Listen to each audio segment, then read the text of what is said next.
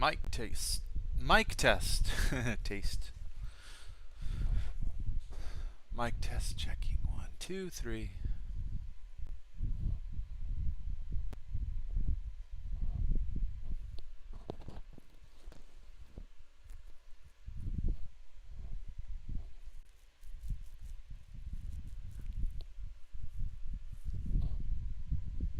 Alright. I think the mic's fine. You guys can let me know. Good day to everybody. I hope you guys are doing well. It's a good trading day for me. I had one losing trade on NQ today.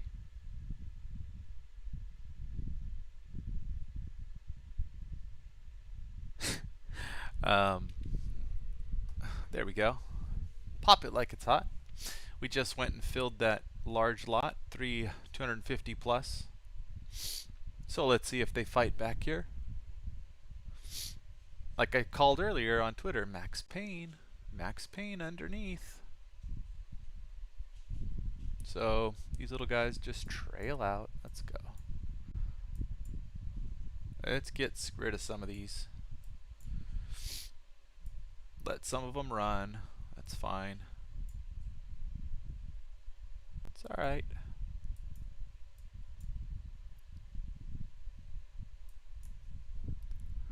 Little MNQ action here.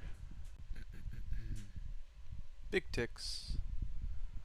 Negative 3,500. You know, maybe we'll do this. Maybe we'll put this. We'll do always on top. And we'll put this up here. Let's see. Yeah, let's just put it here, I guess. Well, yeah, that's fine. We'll just do this. Hey, they're fighting back. They're fighting back. It's alright. You don't know the future. Maybe it's max pain. No, there was a whole bunch of buying underneath there. So let's see.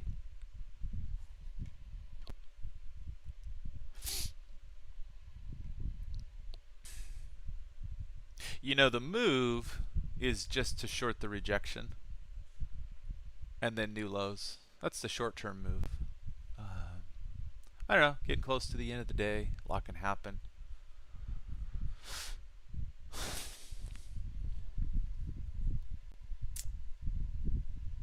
You know, I'm not really showing many viewers here. One. I don't know if something's wrong again here. I don't know.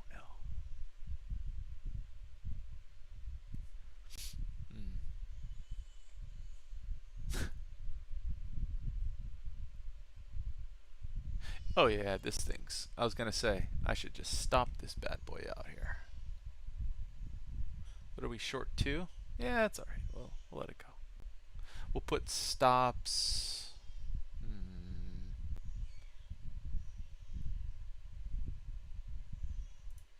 Here and here. Just let it go. Man, I don't know what's going on with this live stream, but I don't think it's live or doing well. The health of this stream is poor.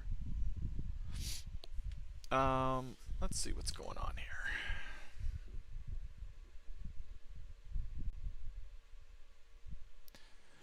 And doing just the footprints here.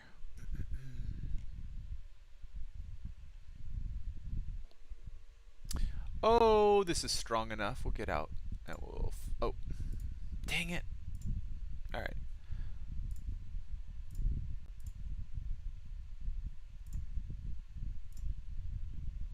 A lot can happen here. Let's see.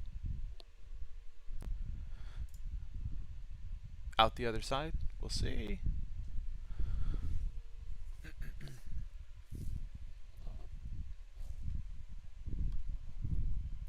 All right. Let's go look at Twitter.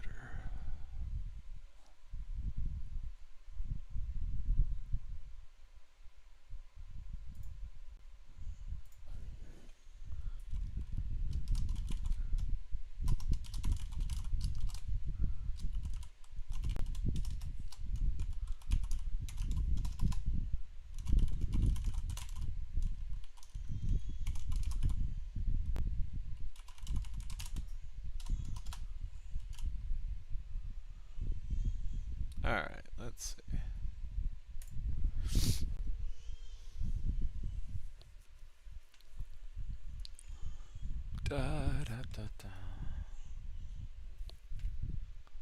Alright, we got that volume node here. Short term defended. Oh, that was gone.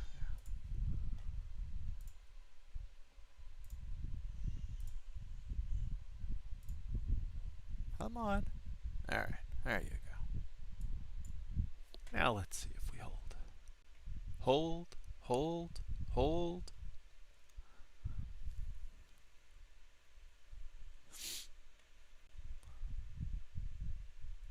Big ticks. Negative 3,000.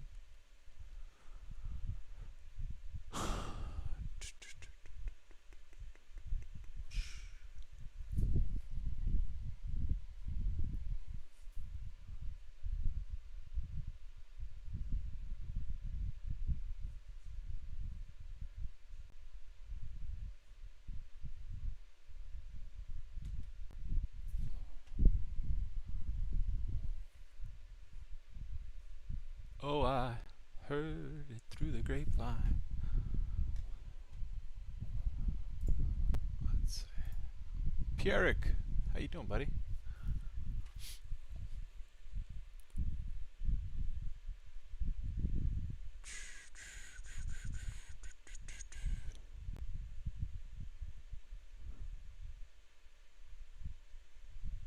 A lot can happen down here.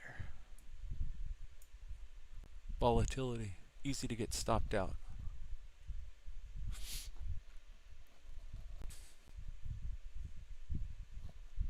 But we'll go see if this player defends here.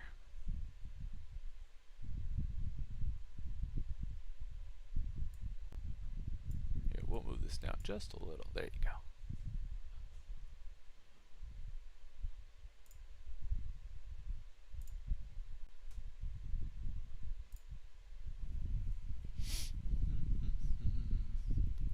Yeah, I'm doing very good, man.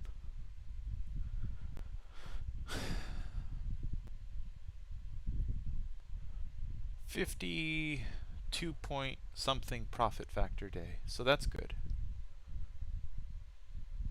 Nothing I do on MNQ can mess up my day, even if I stop out. Alright, let's see. Let's see if that's a short-term player or a long-term player defending this spot. Yeah, we'll see.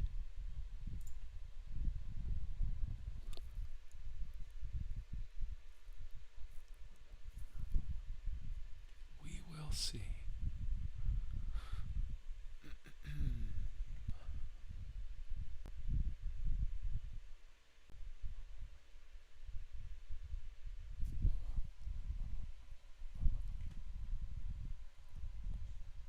But you know, Pierrick, volatility is my jam. I really love volatility trading. So that's actually building volume down here. Interesting.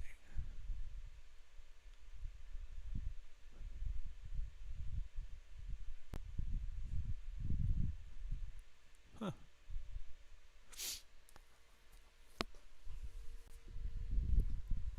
Is crypto dying? I saw something about the EU saying they want to ban stable, or they want to ban stable coins. Did I read that right?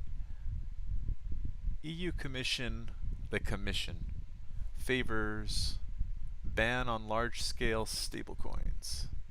Document shows. Is crypto dying a really bloody death?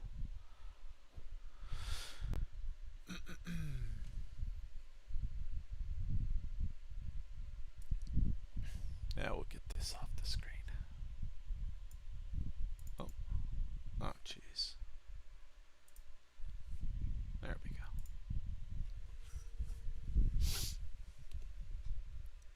Man, who goes long down here in a trend down day?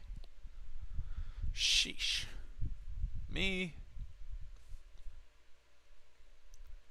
But doesn't mean we just don't keep making lower lows and spit it out.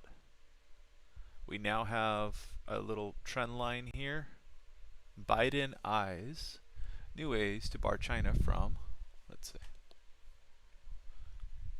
what is this news? Scooping up US data. Oh my gosh.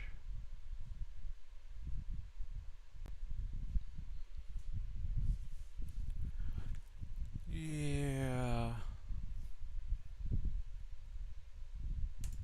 We are going to eat it. That's okay. We're gonna eat it here. Now that I ate it, I said, "Oh, we got this week player out. Now let's go." I don't. Not a fan of that.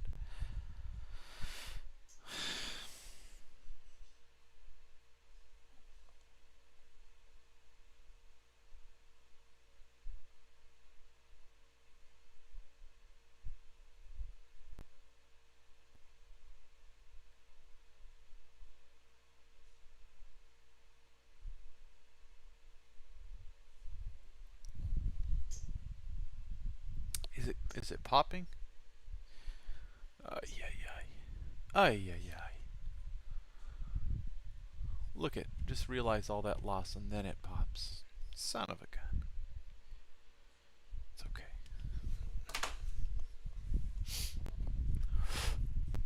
Oh,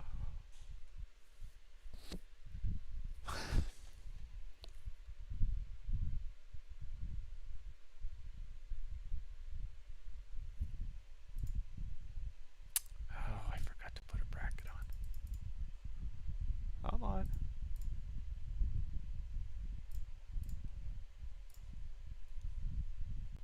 I think I have the wrong order type here. Yep, I do. Bummer.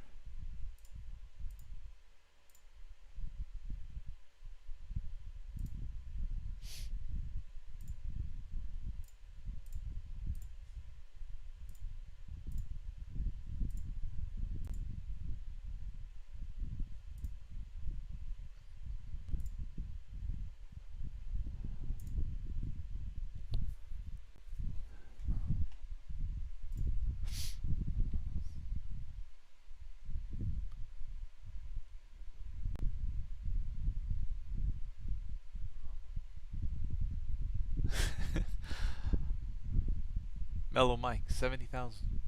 70k BTC, that's the price prediction. Yeah, you never know.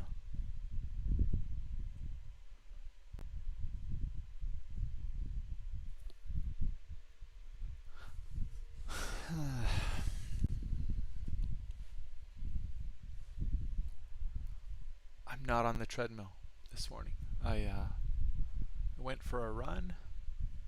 It's really nice weather out there. Little cold, but very sunny. So I went for a fast run. I had 2 hours on the treadmill this morning. So now I'm just being a lazy man on the chair. Eking it out here on MNQ. Hey, Jack.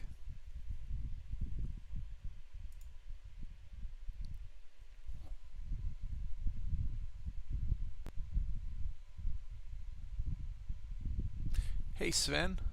Welcome to the channel, buddy. Yeah, this is Sierra chart on Linux using Wine, and there's a huge improvement in performance. So in the past, I was on Windows running 3 instances of Sierra chart.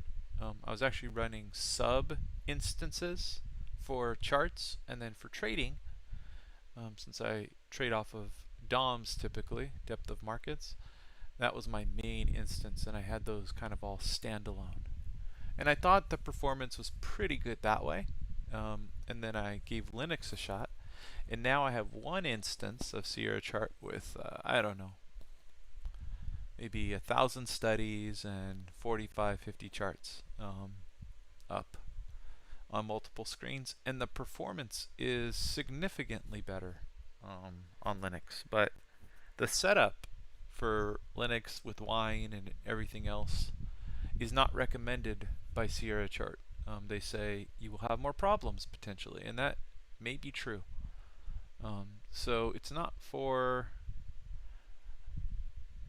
someone who isn't going to, be diligent about, let's say, reading up on. There's a Linux thread on the Sierra Chart support board. If you're not going to read through all of that and really work through adding Sierra Chart on Linux and figuring out potential problems, and then just recognizing that you won't get support if you're reporting something to Sierra Chart that it doesn't work on Linux, that's not officially supported. So yeah, I am on Linux, and I do like the performance. It's much better for me. But disclaimers and stuff. Just throwing that out there.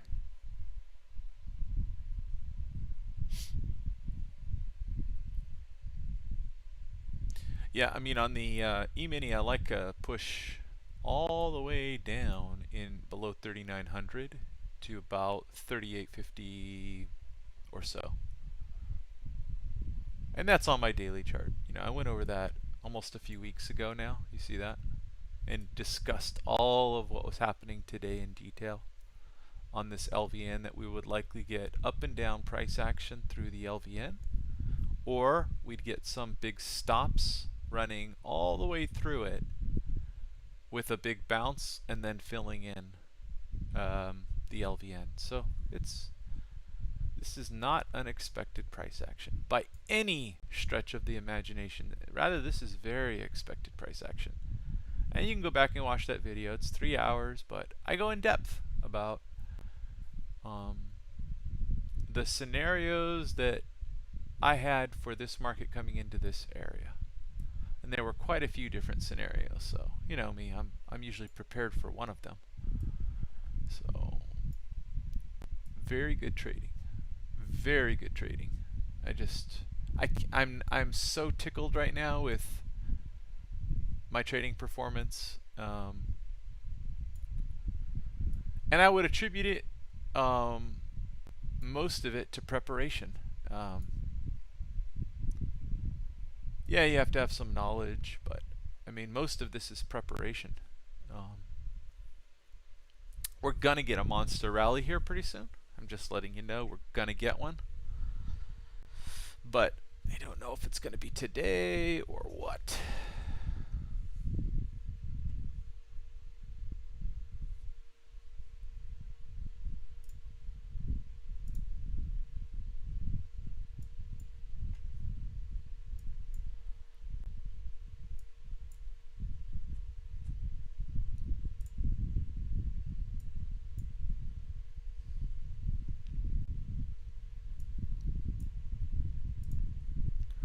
Anyway, looking at the comments again.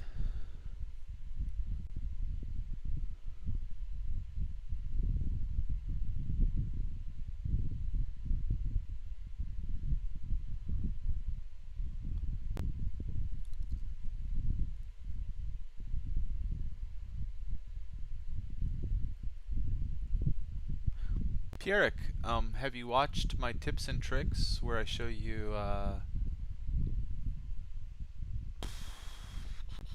well, yours is based on, that's based on a volume filter. Let me think how that was working. Yeah, it was based on lot size. It was totally based on lot size. I'm gonna move this down. I'm actually gonna anticipate some humongous move today. Let me see here. I don't care about the market moving down here. This is gonna be a much bigger. Let's see. FTC. Pierrick, man, I have a Sierra Chart tips and tricks number.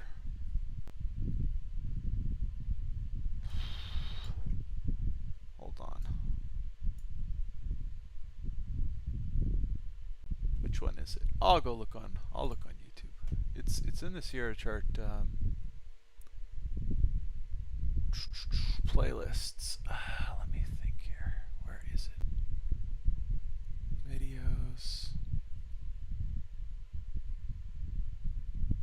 Hold on.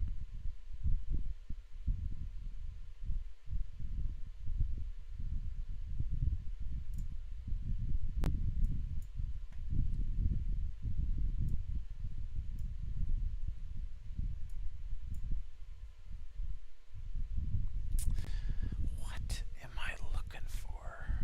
Let me see. Channels, playlists, Sierra chart. There you go. View full playlist.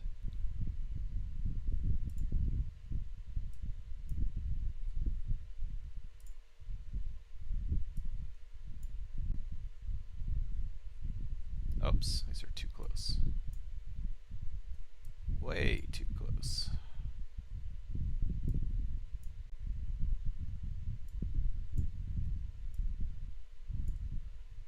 I'll find it for you, Perrick. I'm not looking at the chat right now. Just bear with me here.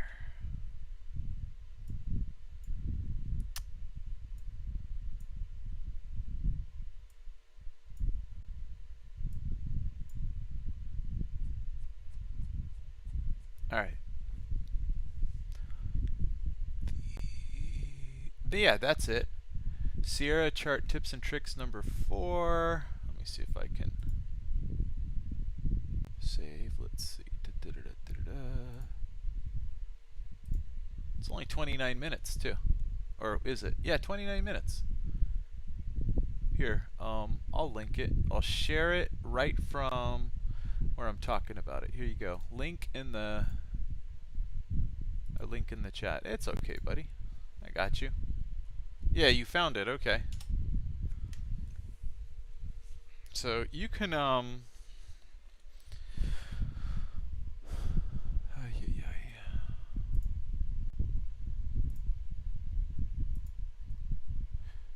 now that's a pretty dang involved chart book, to be honest.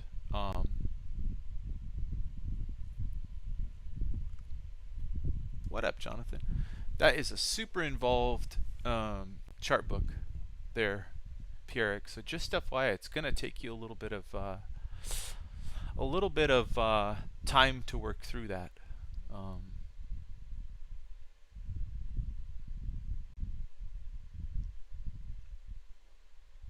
And you might, you know, I don't know if I probably did speak pretty negatively about that, but I do talk a little bit about filtering. Oh, big ticks. Here you go. Look. See that? Big ticks. Big ticks. Right here.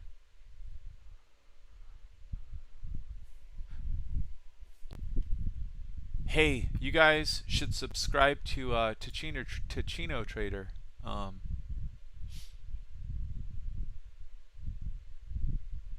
Definitely go subscribe, because this whole thing right here, he may offer it pretty soon.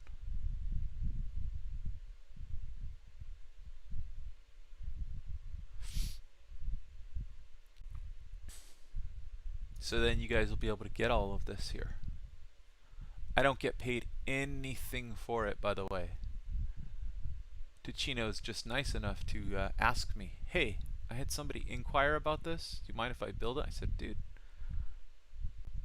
he's the Sierra chart master. I have so much mad respect for him. And I was like, I'll just give it to you. But I don't want to hear a single word from anybody else about questions and how it works and it's broken and blah blah blah blah. So go pay him $5 a month or whatever it is, and you get all of his awesome chart books, and then pretty soon you'll get this one too. The whole thing. This has got over 100 studies to make it, guys. That's why I'm not going to ever do a YouTube on it. It's just not worth my time at all. But I'm happy to share the chart book with him, and he can go do what he wants with it. But there's absolutely zero benefit to me, and I'm fine with that. Ticino Trader, by subscribing years ago, essentially for the less than the price of an espresso now per month. Essentially, he taught me how to use Sierra Chart. Okay, so his charts taught me. So I owe that guy a lot. So, and he's just super, super classy. Yeah, Chino Trader. Chino Trader. You could look him up. It's a .ch website. He's in Switzerland, I think. I think that's right. Yeah, $450 a month. I mean, that's amazing. Does he trade still? Of course he trades. He's a boss. He's a complete boss.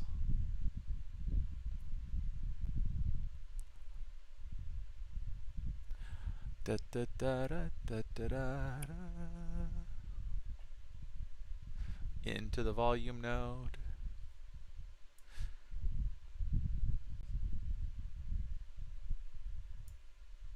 Into the volume node. Anyway, that's this thing with all its glory and splendor. And it's pretty cool. It helps a lot.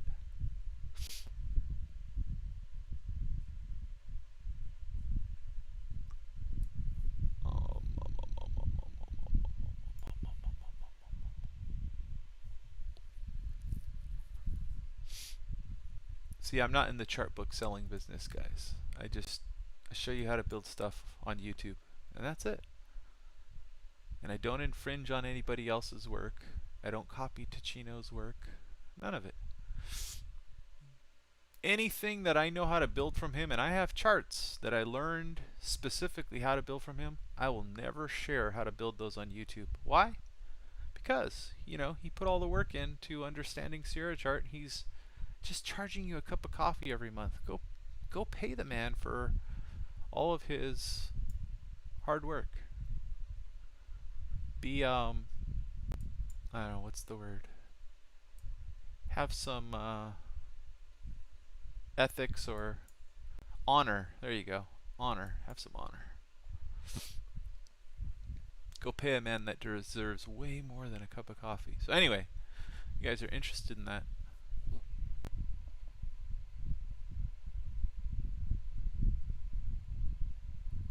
Mr. Howard, awesome, man.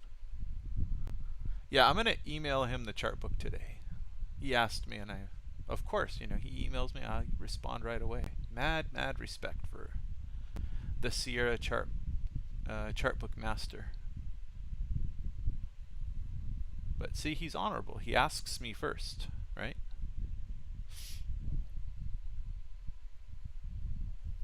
This here, all of this. Call it my heads-up display. Gives me all kind of signals and T+1, T+2 volume, relative volume, back-tested volume, settlement volumes, opening VWAP 30-second volume for both the E-mini and the NASDAQ. First 30 seconds of trade on the NASDAQ is some of the highest of the day.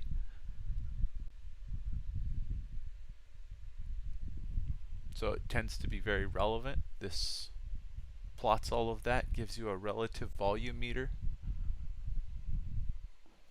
Right, like this, right?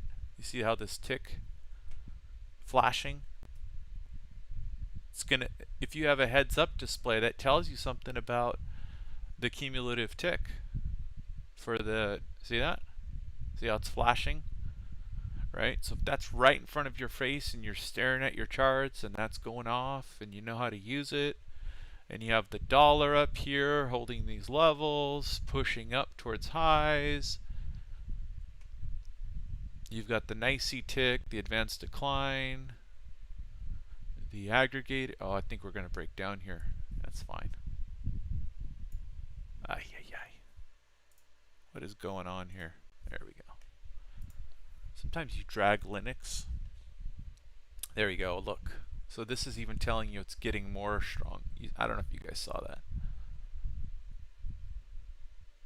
How it went to 3,500 there. Right there. Boom. Right? It's telling you it's in breakout mode a little bit. So let's see. It broke the lows and then it sold a little more. Let's see if they finally, look, see that? See how it's flashing? Different colors.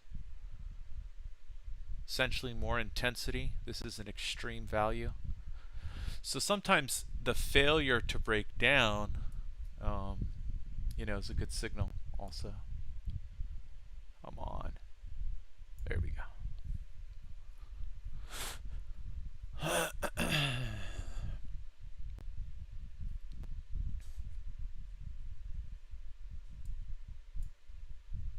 Let's see, what would the open P&L be down here? Stopping right into this area. What are we, short 5 or long 5 MNQs? So that would be still above break even for the day, but I'm always willing to stop out and get back in. It's just how I roll. Oliver Mulder, what I mean about backtested volume is that I've done all the work in finding what is relevant settlement volume and putting the volume meter, which is what this is, making this volume so as the settlement volume is relatively higher for this level, this meter gets brighter. So I've done all of that backtesting.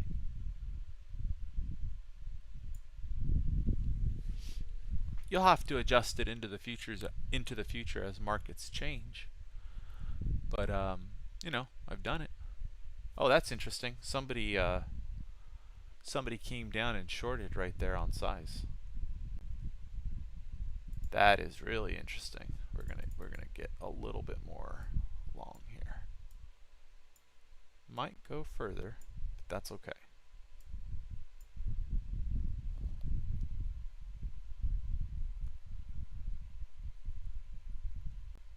No such name. Yeah, lots of hours in front of the screen. And if I did a YouTube video on it, it would be so stinking long. I don't want to be there. It would take such a long time for me to do the video. And then after it was all said and done, I would have probably 10% of the people who build it going, it doesn't work for me.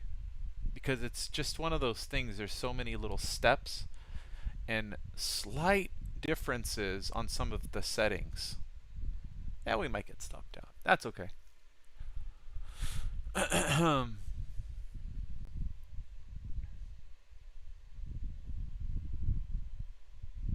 So I just won't show people how to build it. It'll cause me too many headaches. Like, that whole video will probably have like 30 questions, and I don't want to answer questions for something I'm just no such name. So I took my email off my YouTube because of that. My Twitter DMs closed. My Discord DMs closed because people think that I'm their personal Sierra chart helper. And I'm like, you know what? I'm just not getting paid for this. You don't realize. I'm paying to help you guys. That's what it feels. It's what it is, actually.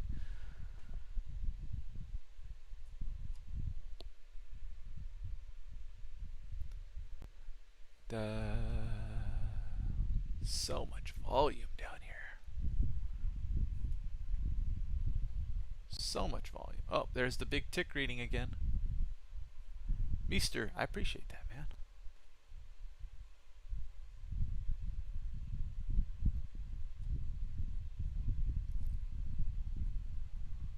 Yeah, I mean, there comes a point where I like to help people, but not endlessly, you know?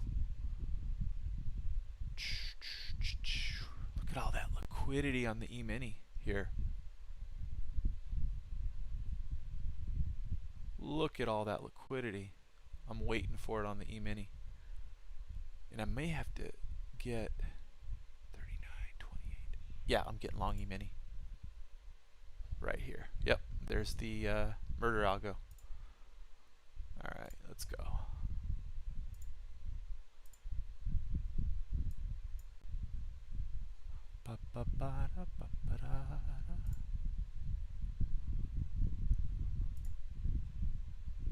Death.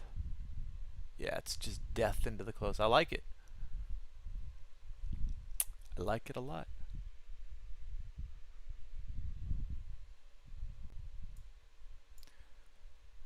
I'm actually probably going to swing trade this.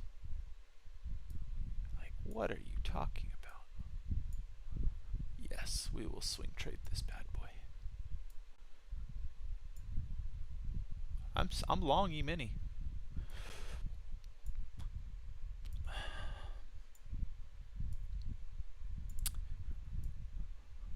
I like it on the daily.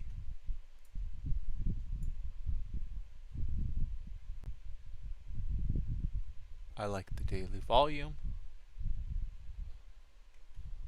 I have the mother-in-law signal going right now. Mother-in-law came in the other day and said, just letting you know there's a big crash coming. Sell now. So, you know, that means, oh shoot, too close. Everybody that she watches, which is just all the mainstream, they're so confident that this thing is just done. So it typically just indicates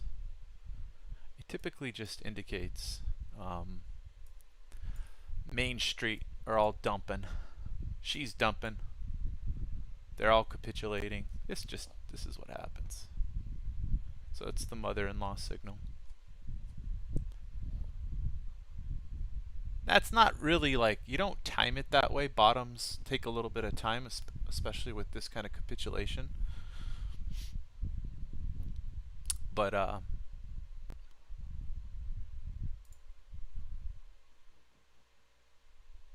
on.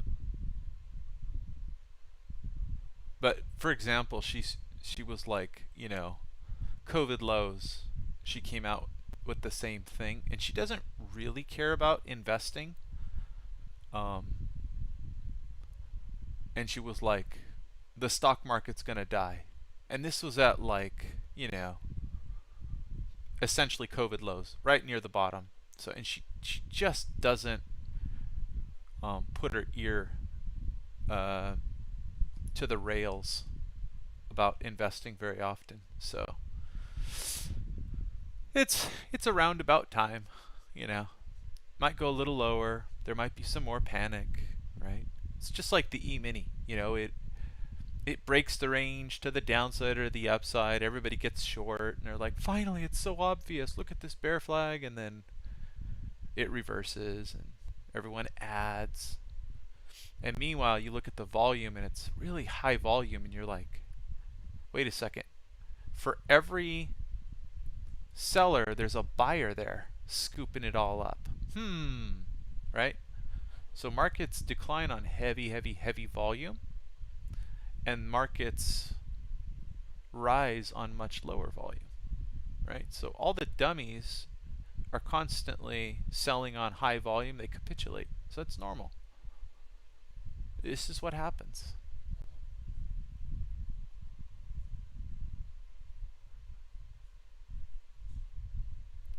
Yeah, Little Big Bear, I hope so. I have let me look at Fat Man G complex here. Yeah, I'm actually getting filled into Apple. I just had scales from 149 down into 144 on Apple. I just been getting filled on my retirement account. And I bought Microsoft at 262.74, so I'm happy to get more here. So it's fine. You're never going to get the perfect bottom. It's just not how it works. Anyway, back OBS here. Jeez, I keep messing this thing up. All right.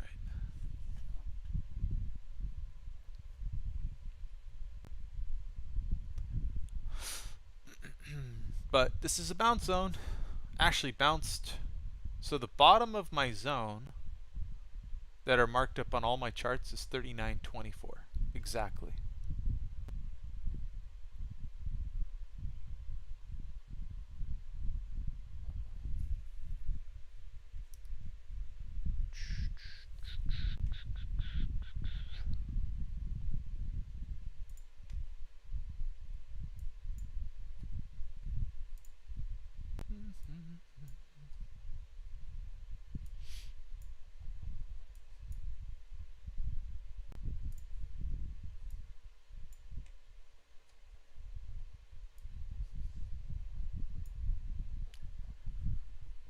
But yeah, definite bloodbath, and I like it.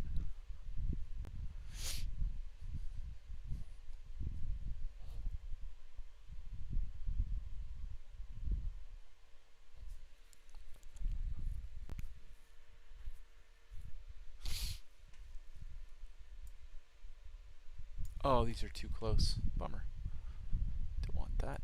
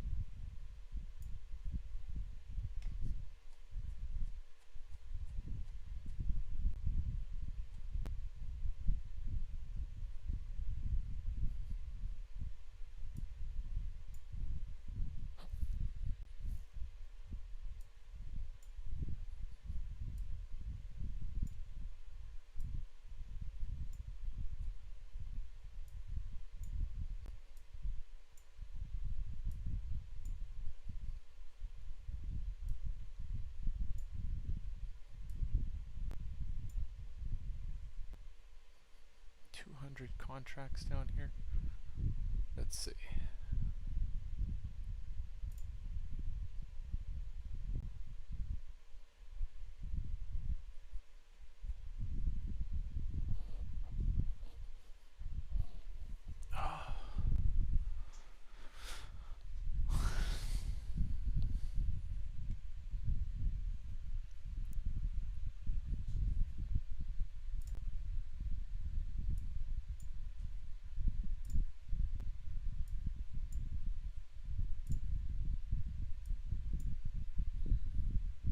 Bummer.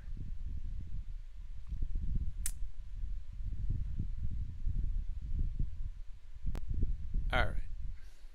2 minutes.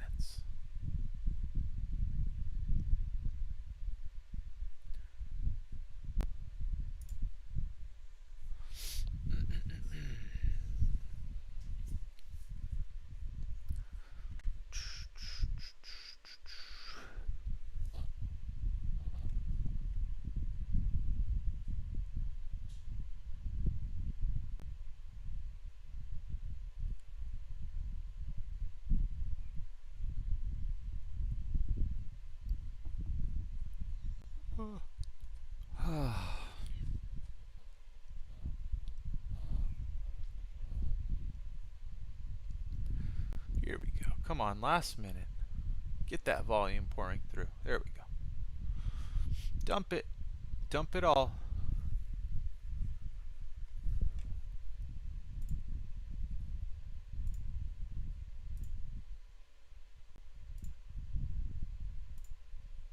Man, come on.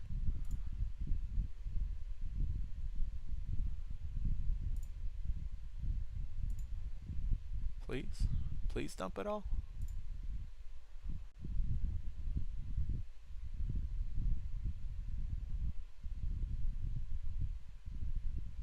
I still don't feel comfortable. What are you talking about, man?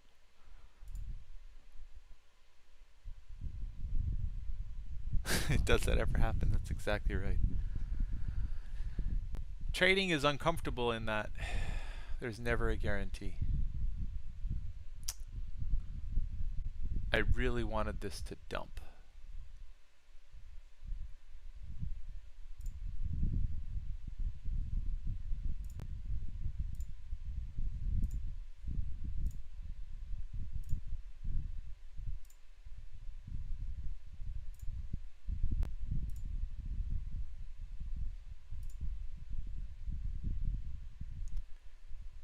All right. Well, I'm going to act like it's going to dump here.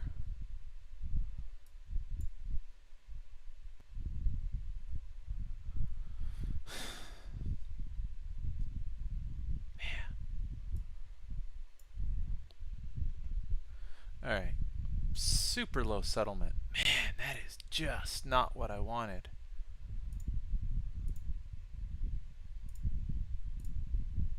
It's not my scenario. It's just not.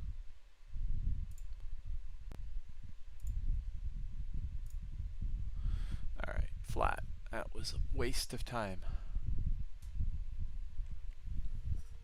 No, about the whole, how long until you're comfortable trading.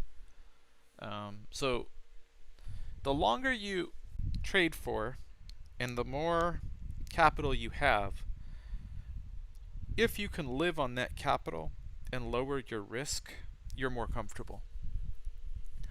But if you're kind of sizing up with your account according to, say, I don't know,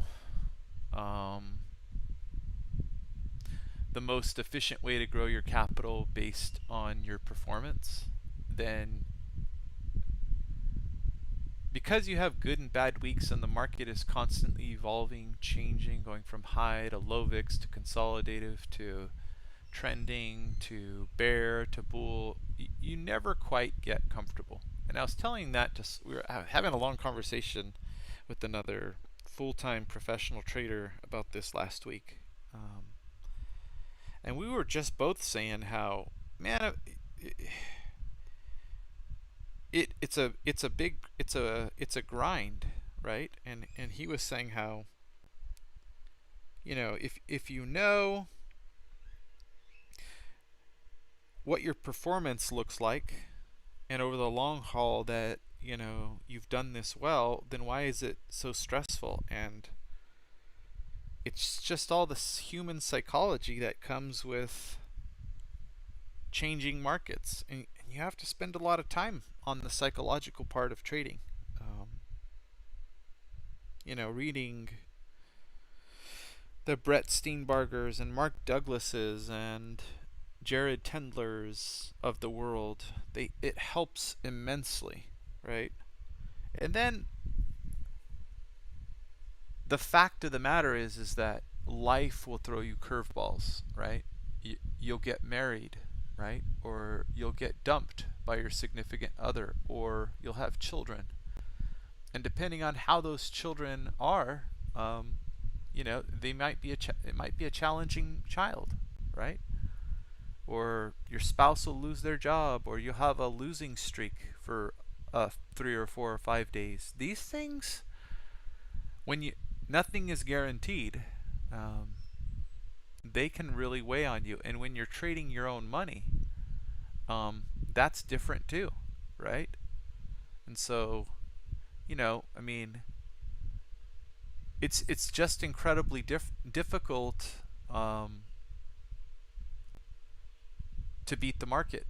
So, if you're doing what most people are doing, then you're likely not going to be beating the market consistently.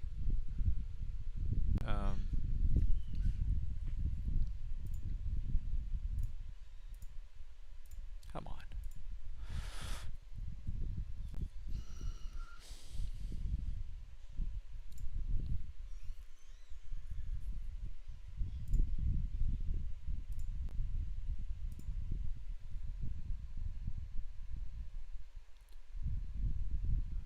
Little Big Bear, you're right. If when So this goes back to psychology, right? When you finally say that, when you finally admit at the beginning of each day that you can have. Oh, let's see. Sorry, this is the wrong spot. When you there's some kind of news here. Let's see.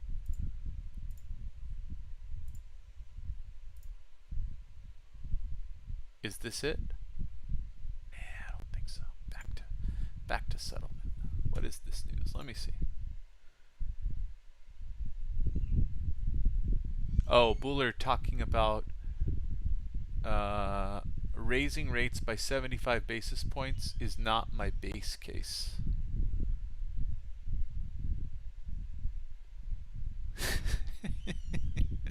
Fed to the rescue? Maybe. I don't know. Anyway, settlement's all the way down here, so let's see.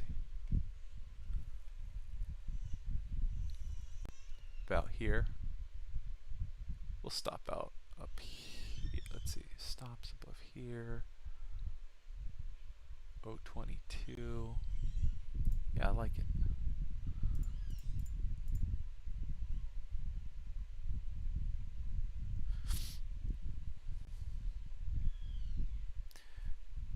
But anyway, what was it? Let me see, let me find it. Little Big Bear.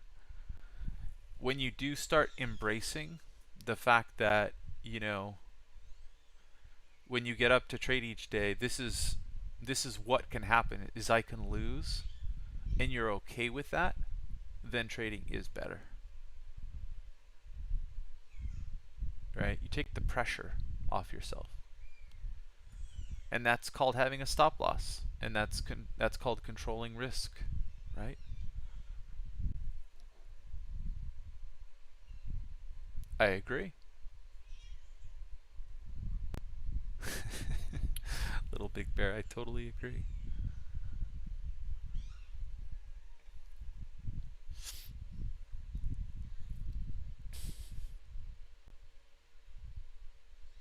You know, there's a certain point, size-wise.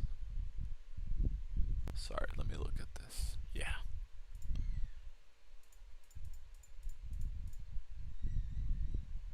There's a certain point, size-wise, that I always get nervous at. And that size has to do with the percentage of my account.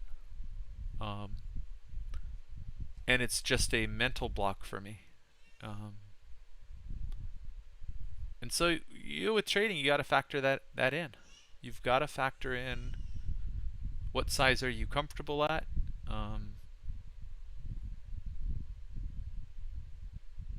How are you built?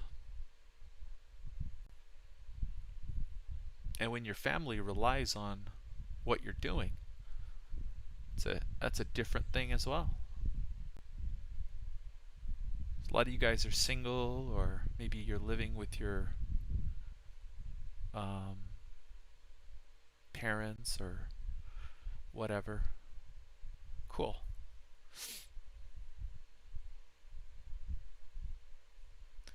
All right, where's settlement on the E-mini? Right below us, down here at 30. Let's see what we can do here. Brackets off.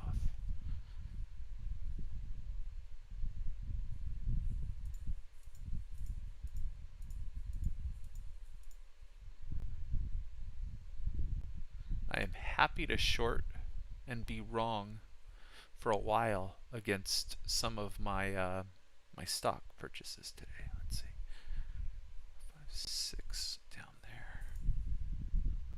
The trick is to keep breathing. Yeah, every day, huh? There we go.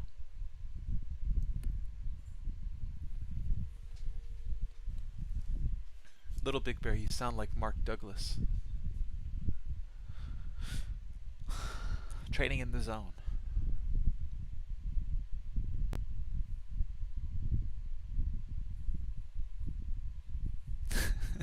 Thanks, Little Bear. You too, buddy.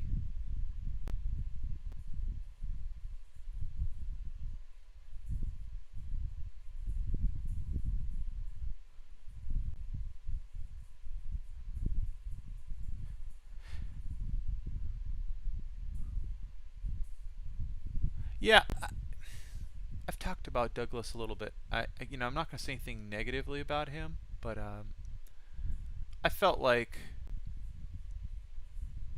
Douglas, he did a good job on a lot of things, but he wasn't. I didn't agree with everything. Definitely not.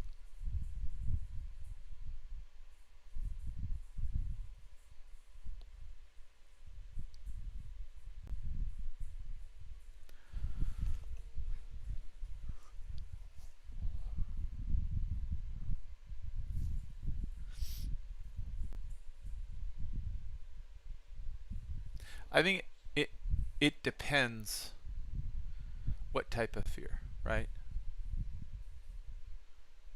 Healthy fear, and then there's an unhealthy fear where you're panicking. And I think this is where Steenbarger does a good job differentiating between, you know, healthy stress and unhealthy stress. So let's see.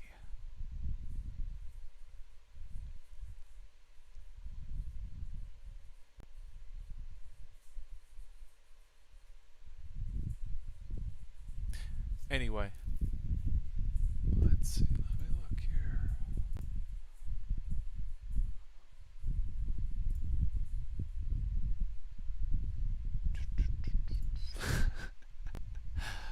Oh, jeez. uh, Shout out to SPX Trades. Let's see. Beast Trader at Beast Raider. Beast Raider. He I really like his Twitter banner thing. Now, extreme fear 1. He has the fear and greed thing at 1 as his banner. It's just great. It just made me laugh. Just looking on Twitter real quick here.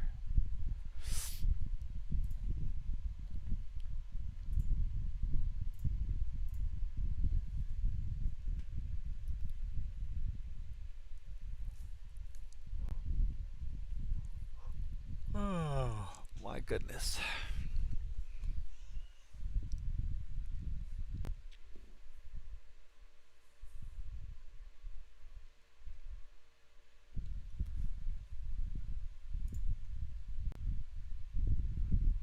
Oh, they're eating it up. Look at that.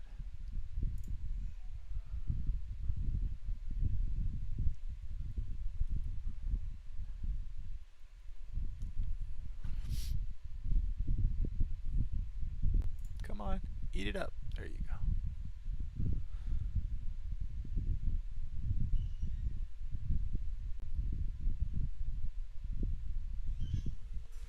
There we go.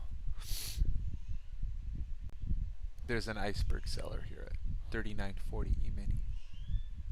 And he's gone.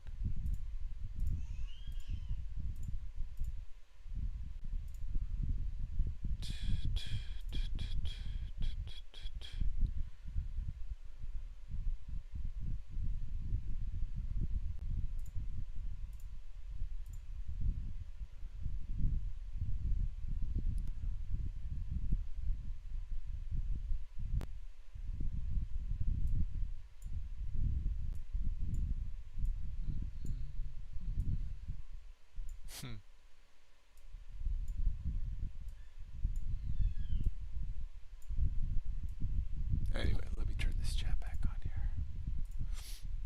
I'd love to hear your guys' impression about risk and all of that.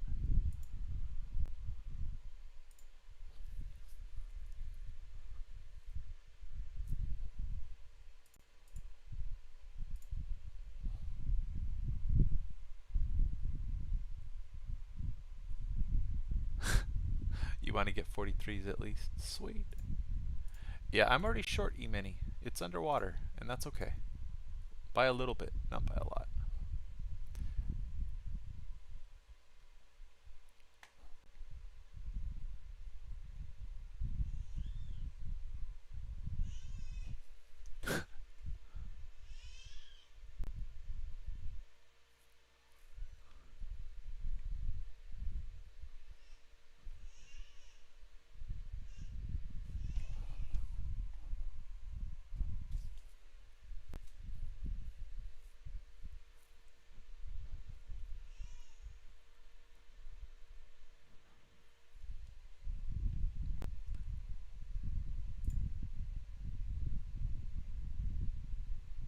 Come on. Man. There you go.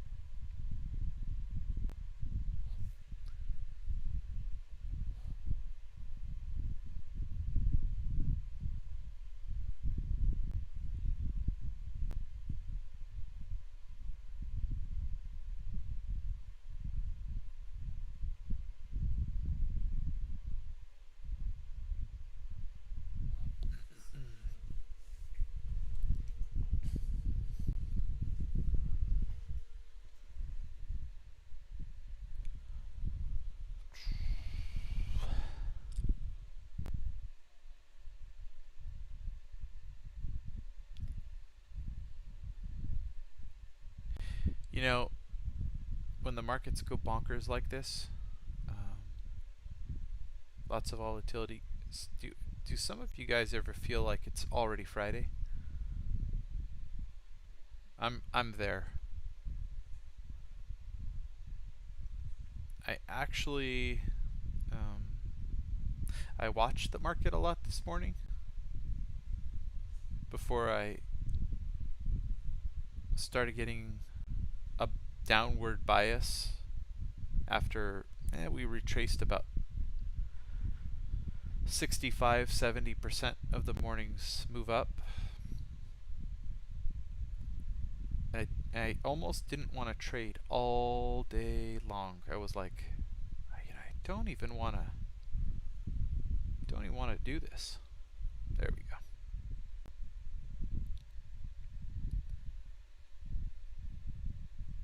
I'm glad I got on the horse and played because I had a good day, but it was, I don't know. I had a sort of just a tired feeling today. Like I didn't really want to. Like I don't know. I had that feeling that I was about to get screwed all day. I mean, you play with stop losses, blah blah blah blah. But you could start out losing a whole bunch, and if that feeling is there for whatever reason, right? You're seeing something in the market. I kind of figured out what it was. It's too much of the same, and so traders get lulled to sleep in volatility. Not lulled to sleep, but they expect more volatility, and certain type of price reactions during markets that are sort of consistently acting a certain way. And I was just feeling today like it's all about to change. And it's going to surprise everybody. Because you've done this long enough, you start to recognize when something is a little too consistent.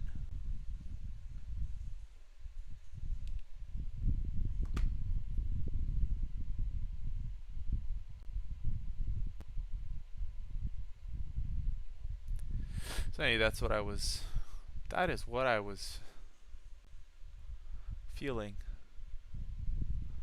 all day long today. And I was talking it through with my confidant, my wife. I was like, babe, I have this ominous feeling like the market's going to shift character and we're all going to get caught with our pants down. I'm not talking about more volatility or anything. I'm just talking about a total shift in character.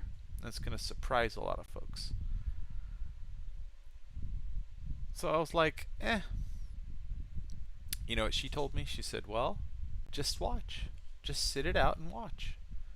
And see if you can figure out what's happening today and see if you can observe that shift if you think it's coming. You have good instincts. I was like, that's good advice. So it really, having somebody that can sort of coach you through a little bit like that's nice.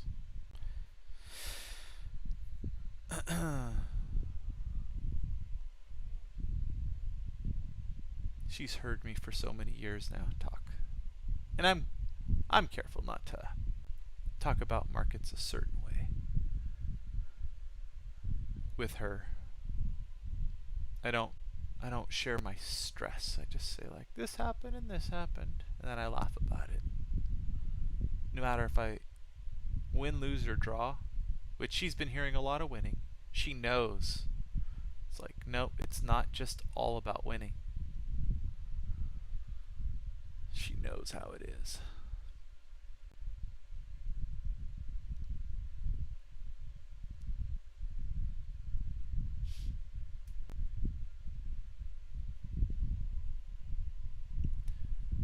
Rainer Blanky.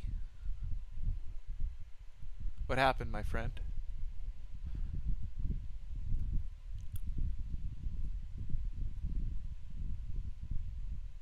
Hey, the retirement has account right now is losing positions. How about that? Just legit losing positions.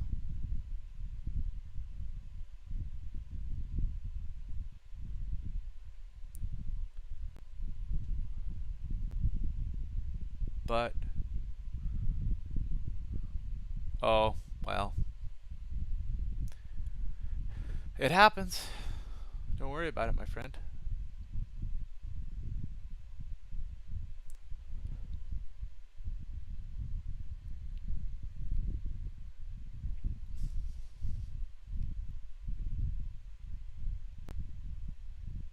I'm break even on the E-mini here at 39.40. 39.40.88.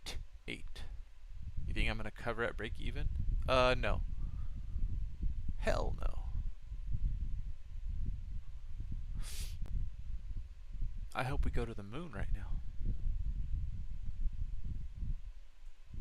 Although I don't think we're going to the moon right now, but I would much rather lose on this stream and win overall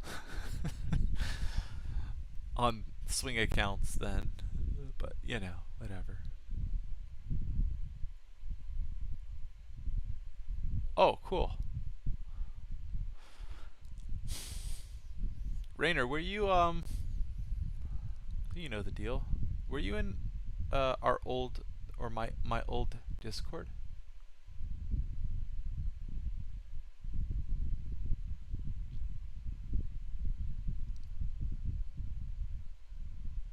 I really appreciate somebody that's done this 20,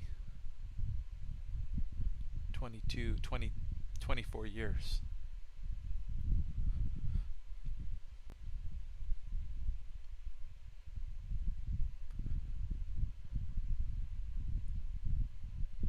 Ah.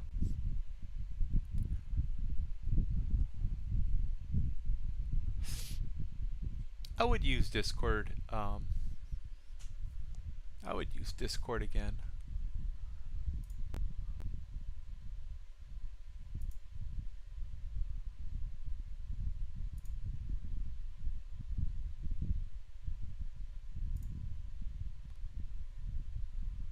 But only with a few people.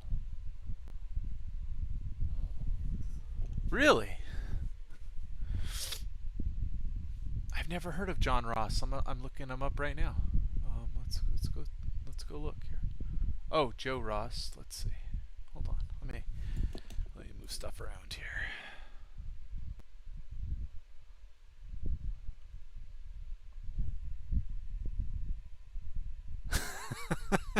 Dirk. Killing me. Keep killing me, man. 1998. Son of a gun. I didn't get filled on these. You know, about the time you start noticing, right, the potential shift down in price here. Sometimes it's just too late. You got to go hit the bid. Ay, so irritating.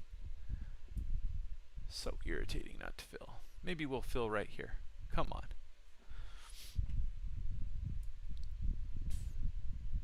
1998. You guys remember Y2K?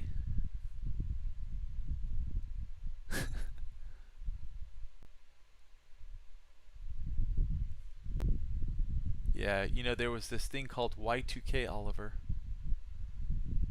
Every nutty person was like, the end of the world's gonna happen. Every single, they were like, yep, end of the world, 2000. And then a few computers were programmed. Oh, okay, so you know about it. Okay, yeah, never mind. And then that just added fuel to the fire. But I knew people that bought all kinds of supplies. All kinds of supplies.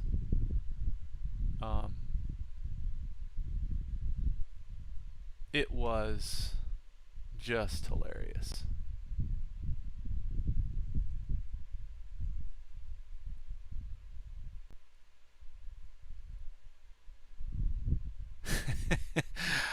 Rainer, I love it. My father-in-law is from Potrero Hill.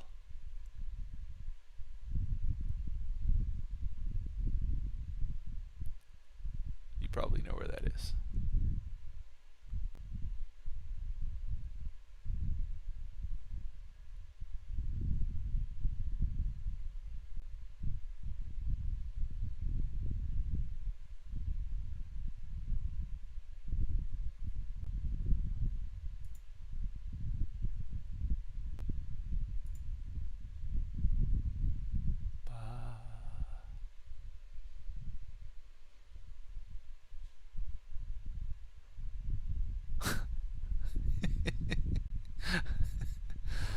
Oh man, that's great.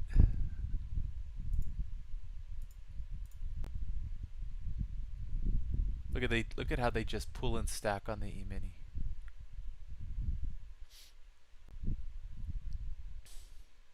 Pull and stack, pull and stack, pull and stack.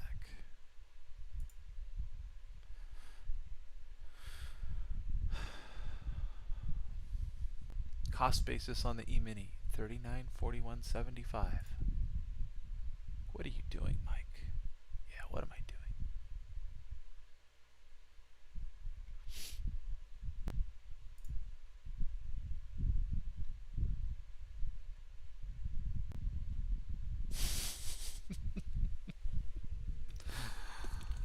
And they fight back, coming back to Settlemente.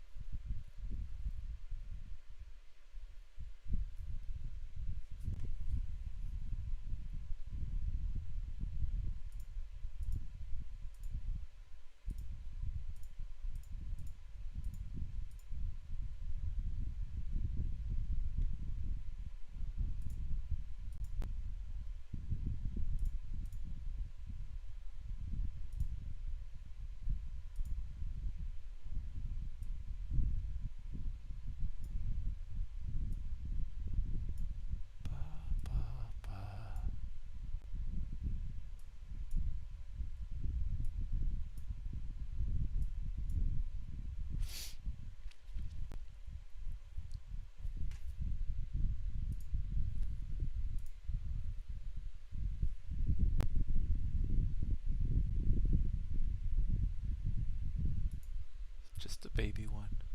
That's it. Just a baby one.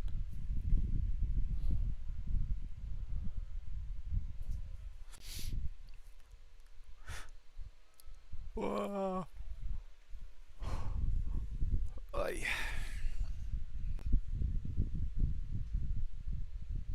Anyway, time for me to go create it. You know, I haven't shared a chart book with anybody in such a long time.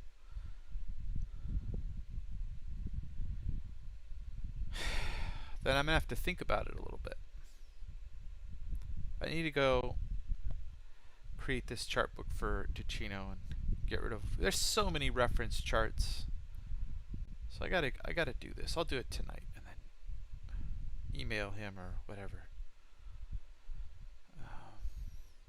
But anyway, go subscribe, and then you guys will get the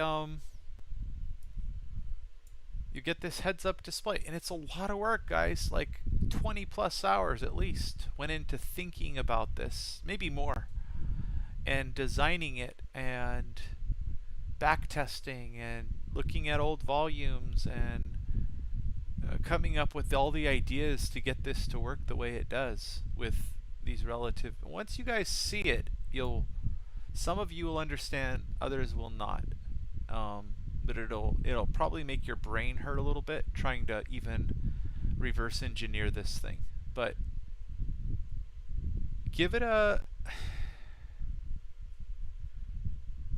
go subscribe to Ticino, and you'll get this along with all the other really cool stuff that he has. It's coming. It's coming. So worth it. Again, I don't get paid for anything, so don't think I have some under the table agreement with Ticino Trader. Full transparency. If I get the accusation, I'll make somebody look really stupid by showing the emails. So don't think that there's some I'm benefiting from anything. Right. And you know, brokers and stuff, they do reach out. They do reach out and say, hey, if you suggest us, we'll give you a referral link and they'll get a special rate, blah blah blah. I don't do any of that. I tell them all the same thing. I don't have time, and I trade. I'm not about all of that.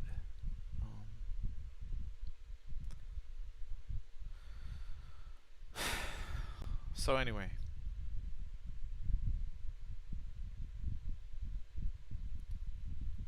don't think I have anything to profit. This is such a tiny little YouTube account. And if this YouTube account grew to, say, I don't know, let's say somebody recognized what I was sharing here actually had value, and so they spammed it out to the world, and all of a sudden the YouTube went to 100,000 or something, I'd just stop streaming, one, because I wouldn't. You don't want all these little copy traders. And I'm not looking for that from this. I've already told you guys what I'm interested in from the YouTube, which is connecting with the few good men or women. That's it.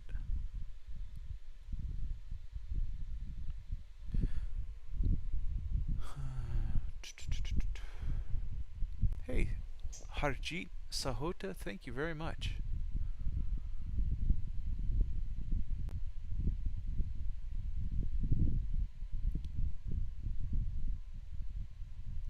Rainer, you must know Ticino Trader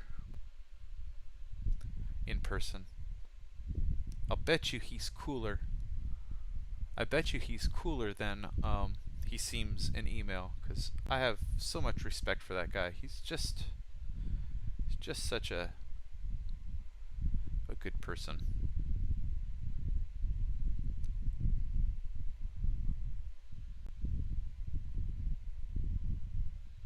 Anyway, I'm just chilling here, responding to emails on my phone.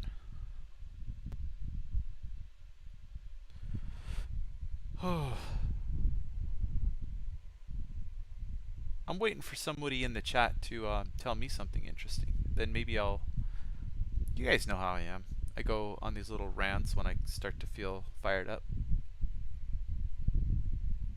Jonathan, I don't know. I really don't know. Hey, Chirptown, what's going on, dude? Yeah, Rainer, you should meet him.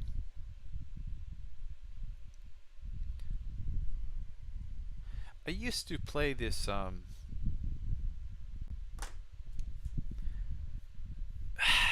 very little known video game. I'm reticent to even say the name of the video game, lest one of you know me, because it was well known. It was a very small group of people playing this video game.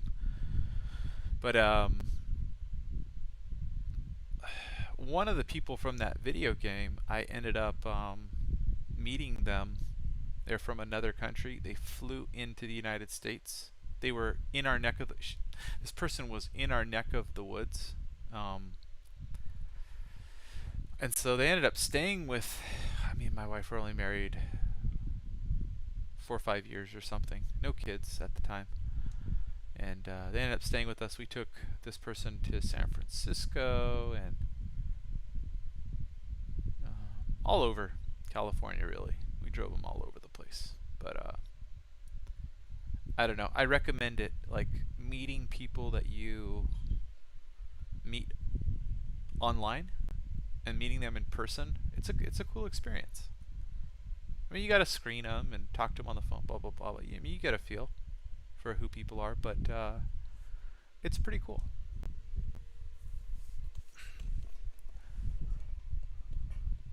Jonathan is like, what's the name of the game? I'm not telling you.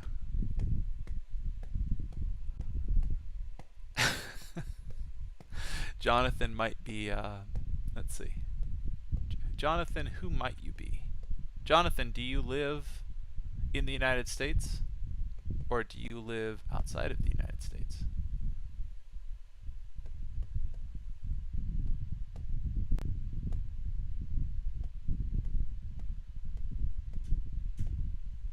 I do. I said, do you live in the United States? Okay, Dallas. Okay.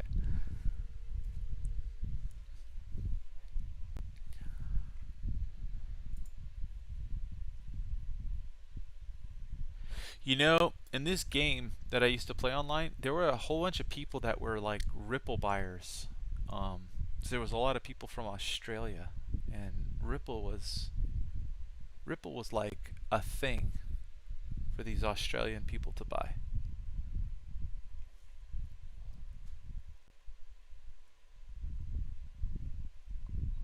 We used to call Ripple cripple in the in the crypto trading world. Anybody here know about whale pool?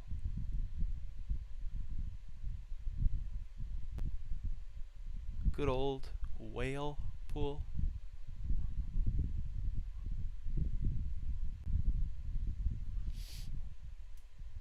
Probably not, but I used to spend a bunch of time in whale pool.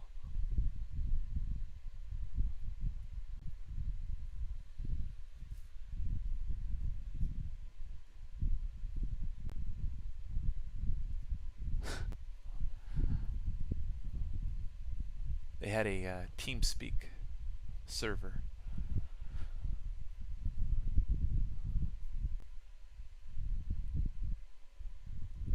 And folks would all connect and trade crypto together. Let me look it up. They may have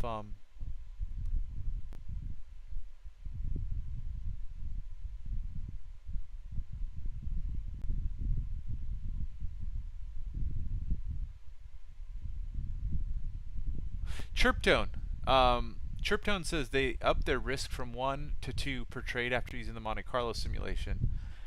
Average 2 points a trade for the previous 157 trades, so I figured I'd try 100 trades with 2 contracts. Now, if volatility is increasing, you obviously have to change your stop loss. And if your stop loss is wider, then 2 trades might, in volatility, perform much worse. So keep that in mind as the market changes sort of its dynamic a little bit.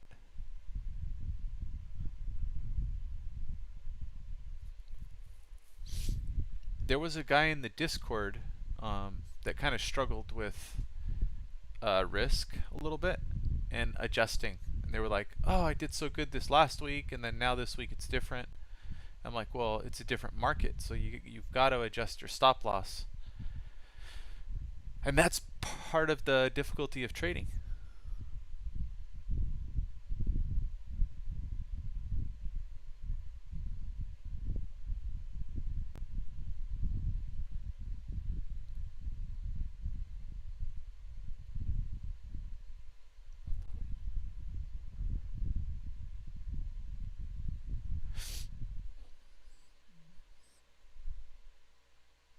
And you know, it might be. Oh, look at them! Look at them trying to make higher highs here. All right. Well, that's interesting.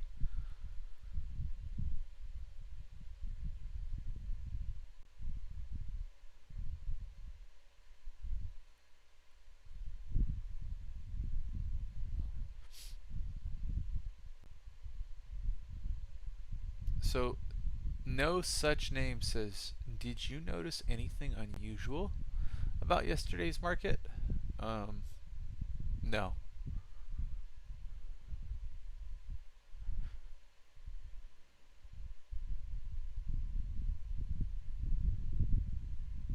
Raina, are you asking me or are you asking Chirptone?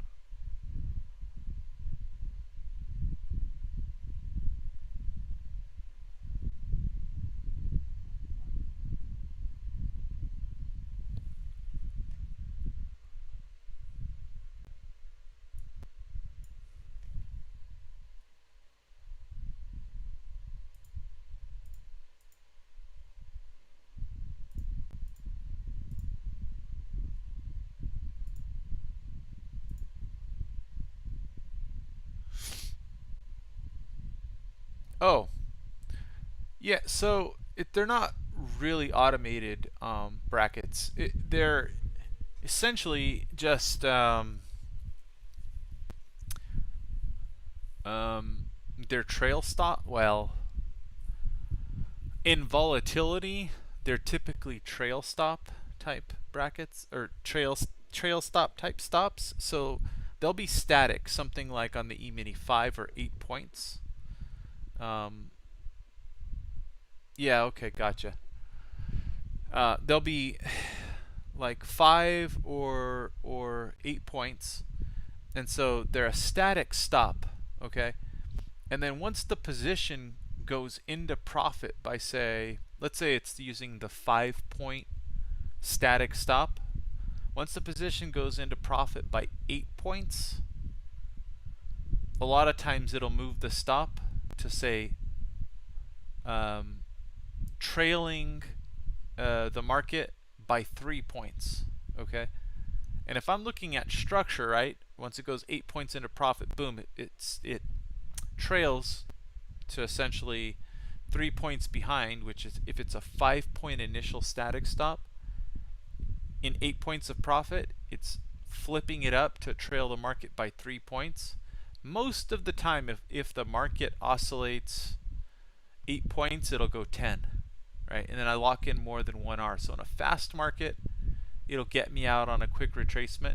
But if, let's say, I use discretion and I'm like, that trail stop gets activated and there's some support or resistance that we've broken, I can then adjust it, like back to, say, trail the market by 7 or 8 points, maybe around break even, and give it more room. All right, Oliver, have a good one. So I use that a lot in volatility because, you know, I do like having stops in, especially with the E-mini. You know, I don't just rely on my speed or anything, but I also don't want to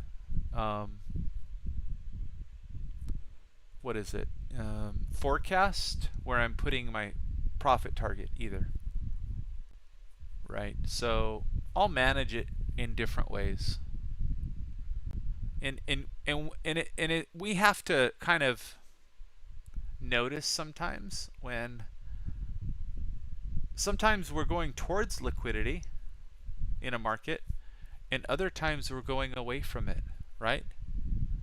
So if we're in a market that we're going towards liquidity, and let's say you're long 10 contracts, and you put 10 contracts on the book and we're headed in that direction, and you're, let's say, 4 ticks above the market, often if there's no liquidity below you, the market will go to that. Oh, okay. Yeah, no worries.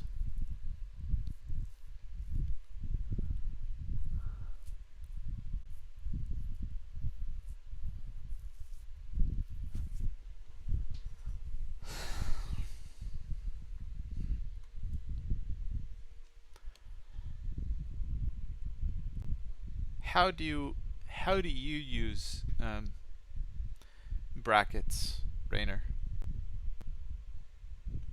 Is it all just discretionary, or do you always have do you always have stops in play, or do you just always like protective stops for swings and stuff like that?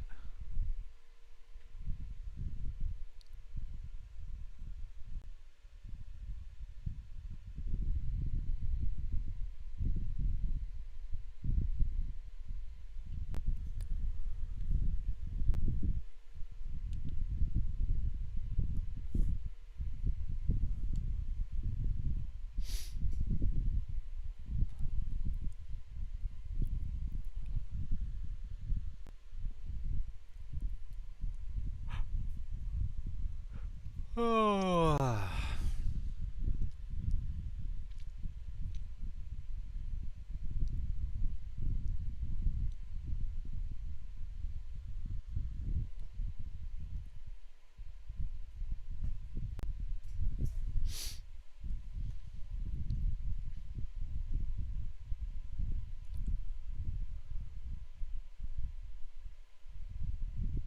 Ah, gotcha. So just discretionary, Rainer.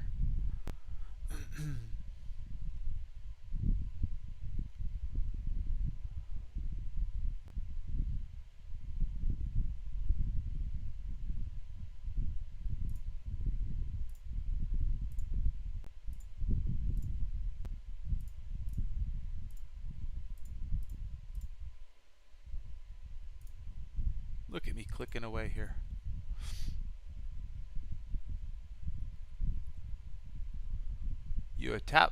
Rainer says he adapts his stops and brackets according to no volatility.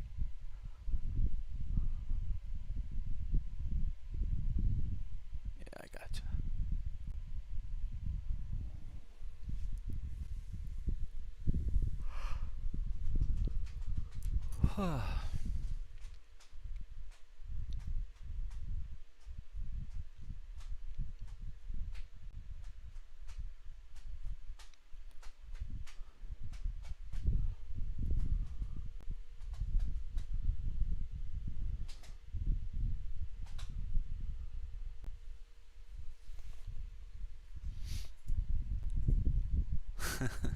Yes. Let's see.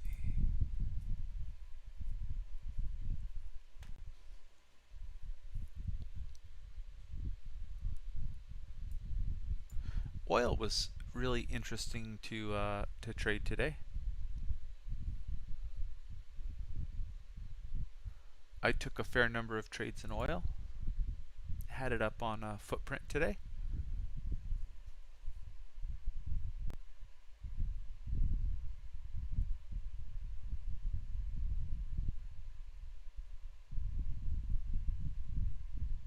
Hey Forex Moneta, nice to see you, buddy. I am a little tired. Sorry for that, but it is what it is. I asked folks on Twitter, you guys want me to do a live stream? And I got a fair number of likes, so I said okay.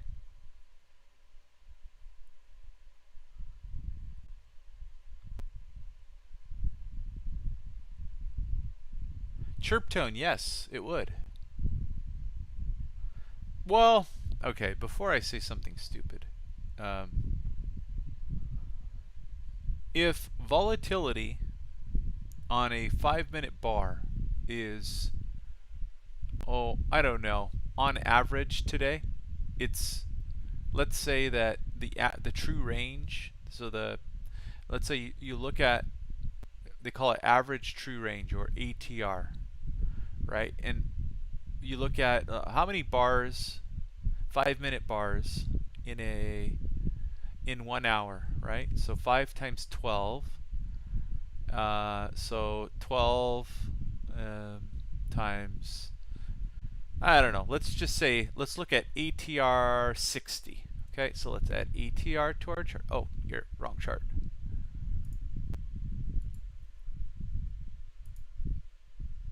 Okay, so let's do this. We're going to go ATR, average true range. We'll add it. And let's go, it's based on 60. Okay. Apply. Where are we going to put this thing?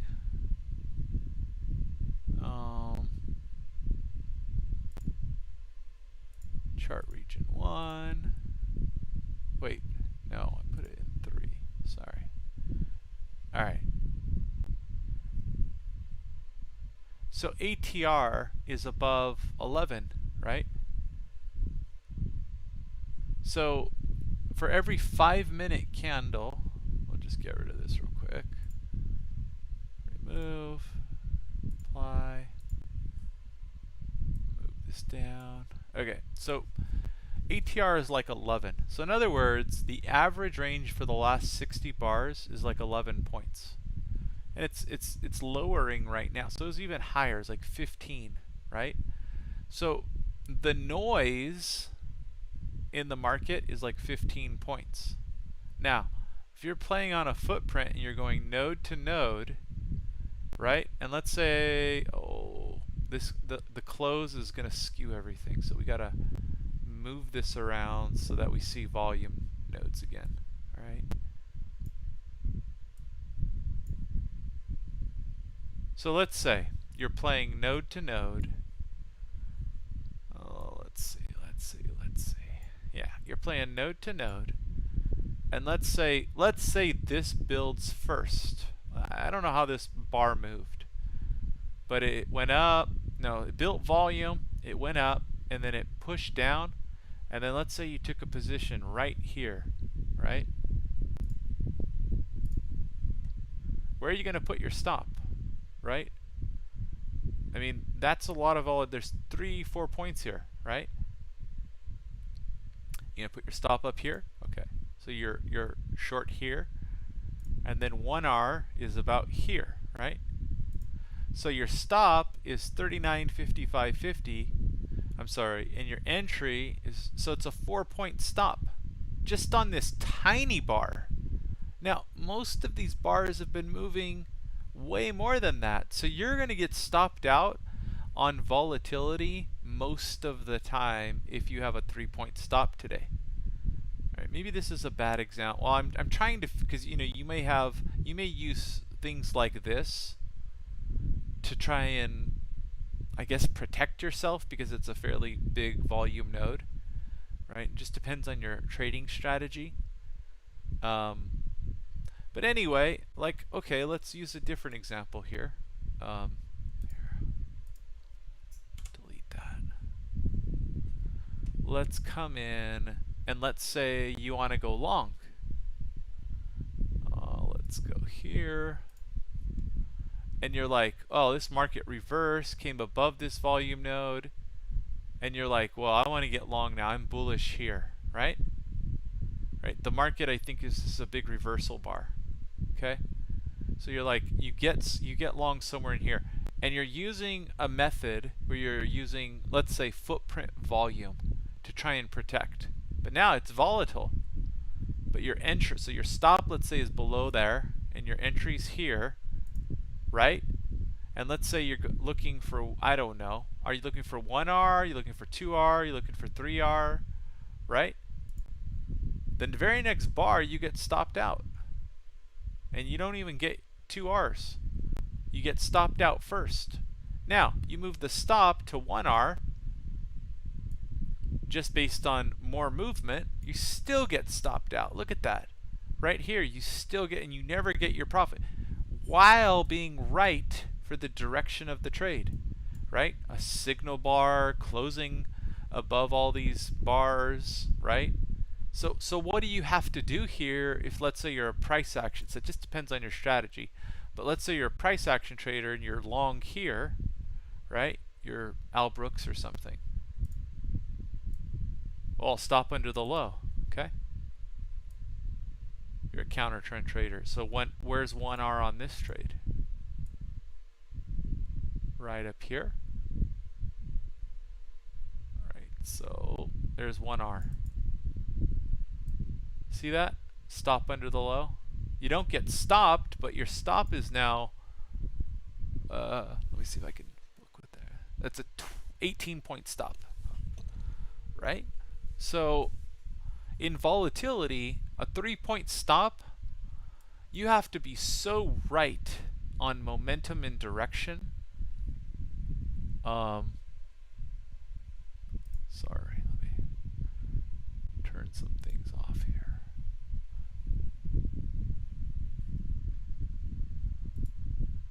So it really depends on, number one, your strategy.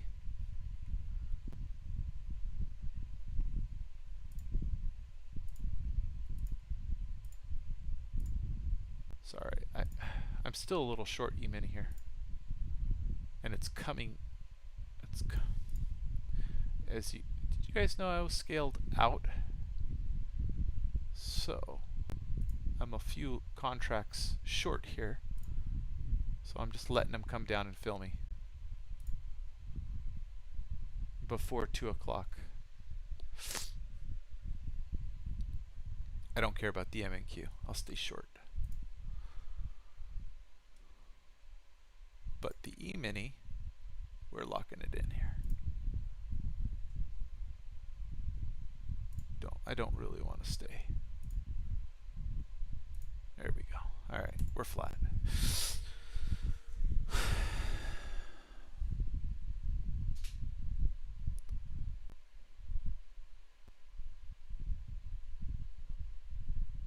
Yeah, Martin friends, that's good advice as well. There's lots of... I trade options, Rainer, but not FOPs.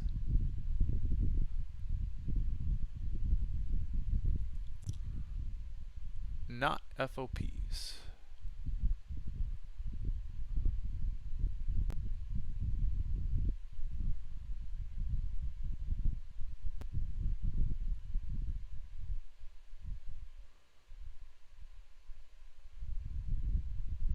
Goat, I always tell folks, reduce size. Always in volatility, reduce that size.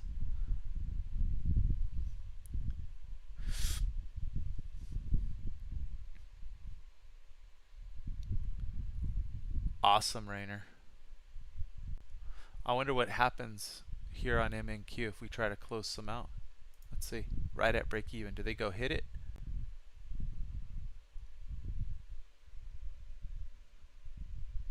Probably.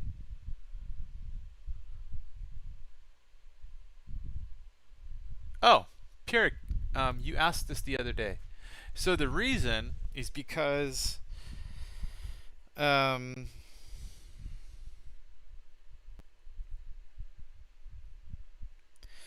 want to see a time component in my chart during volatility rather than just reversal. So for example, if I use some sort of point and figure or reversal based chart and I know that we're in volatility, I want to be able to pay attention to how the market rotates over time through volume nodes. And I want to know at the open of essentially 5-minute candles, how the market moves to take out stops for that day. Sometimes when you have a point figure or reversal chart, you won't see that. And because I scalp a lot, NASDAQ, there you go. Hold on.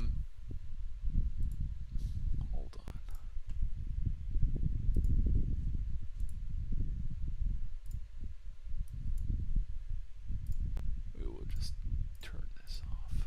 because I scalp a lot of NASDAQ on very low time frame, I want to see the time aspect of it. And there are a lot of tricks that I know about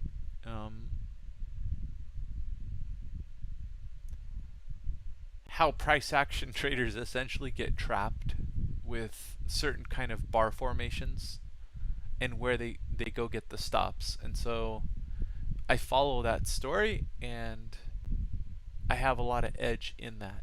So it's not just footprint, it's actually, for me, candlestick formation as well.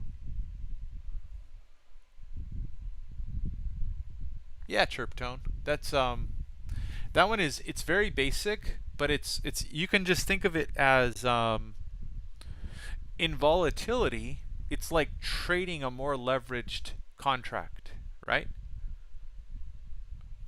If Bitcoin is very volatile, if you're trading one Bitcoin and it moves, I don't know, 3 or 4% a day, right? At the same leverage amount, let's just say it's 100x leverage or whatever.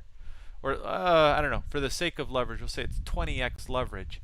One Bitcoin may not equate to one NASDAQ, right? It just so happens in futures contracts we get this stupid, crazy low intraday margin, right? Which actually magnifies the amount of leverage that's being used. So, for example, in crypto, they say, "Oh, I'm at 100 levered long on, say, BitMEX." It's not equivalent to the amount of leverage you have here in futures because we have this low initial margin.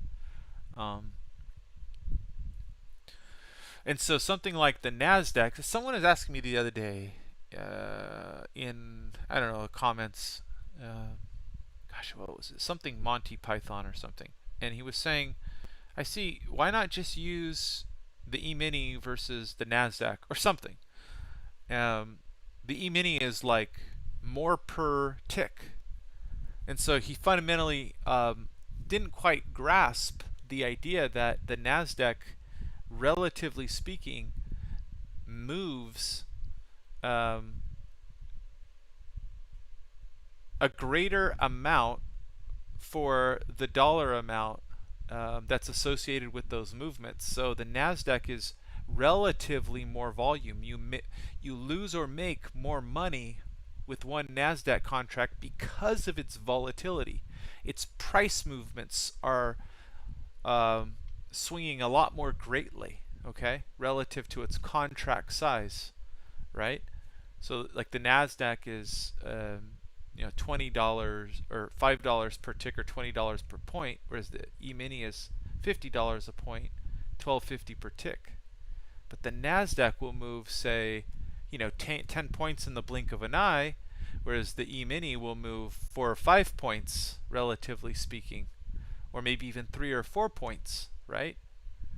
Or maybe even less. Maybe the E-mini will move let's see, 2.5 points, where the NASDAQ will move 10 points.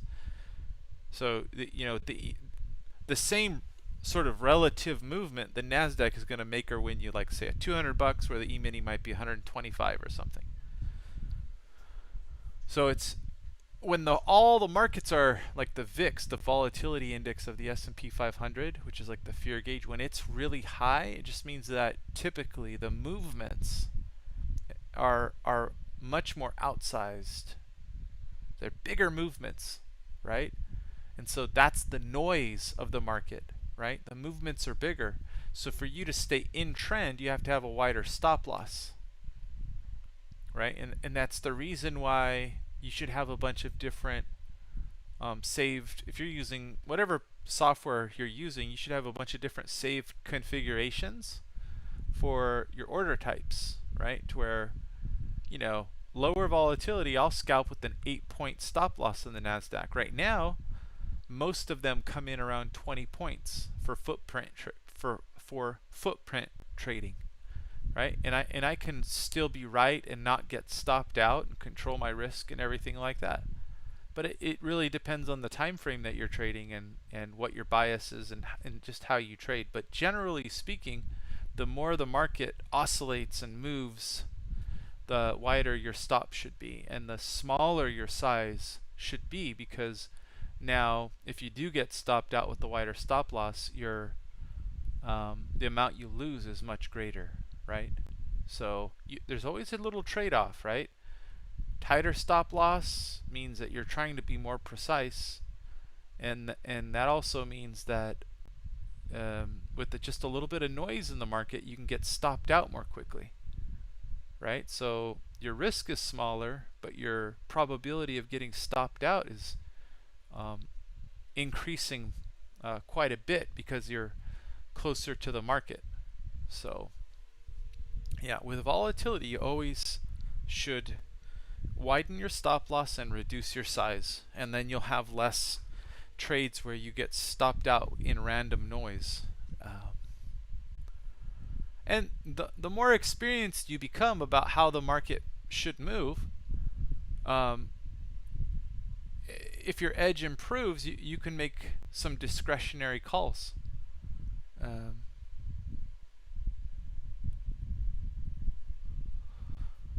So there you go.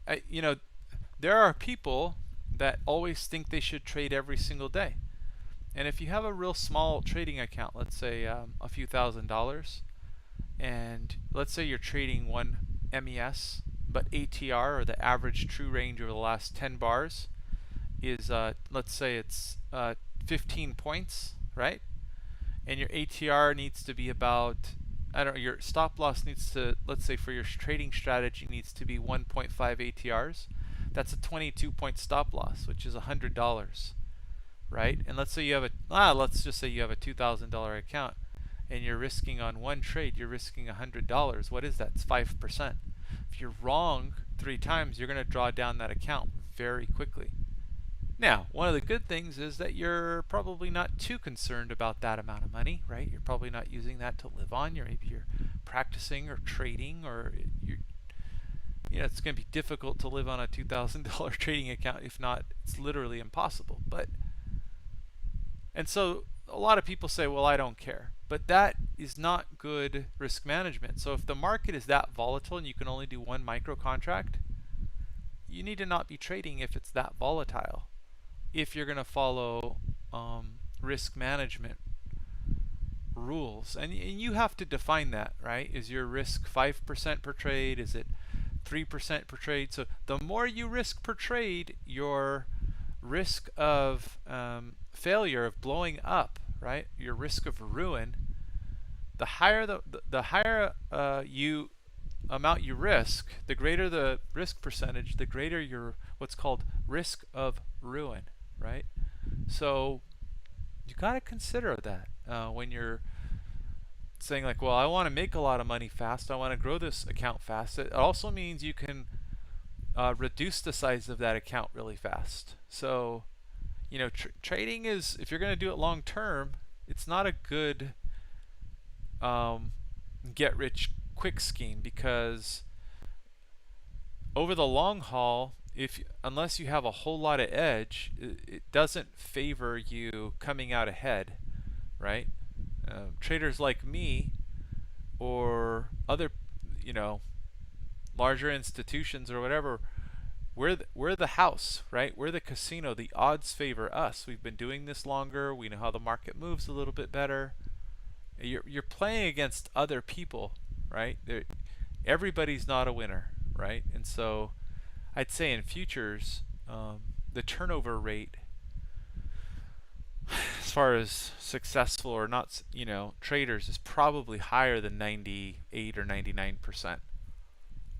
Especially, day trader, it's just more levered, which means there's higher leverage involved, and people tend not to understand the amount of leverage and how quickly they can blow up an account, right? So yeah, I know this is not what maybe everybody likes to hear. They want to hear like, oh, I can do this and with the tiny account and blow it up and make it huge and big and blah blah blah. And the people who do that are like the 1 in 100,000, right? those are the people that just tend to get glorified, and they make the news cycle, right? They're the ones you're reading about, and so you think that it's achievable or it's attainable, right? But what they fail to tell you is that that's like winning the lottery, right? And that the vast majority need to put a lot of work in and have good risk management skills to be able to do this for a long time. And if you start out with really bad risk management skills, ignoring risk, as your account grows, your risk of ruin is going to increase, especially because of the psychological factor of, you start to do this full time, you're going to feel a little bit differently about the money that you're losing when you lose it. So, if you have a part-time job, the pressure's off. It's a good time to learn. But anyway.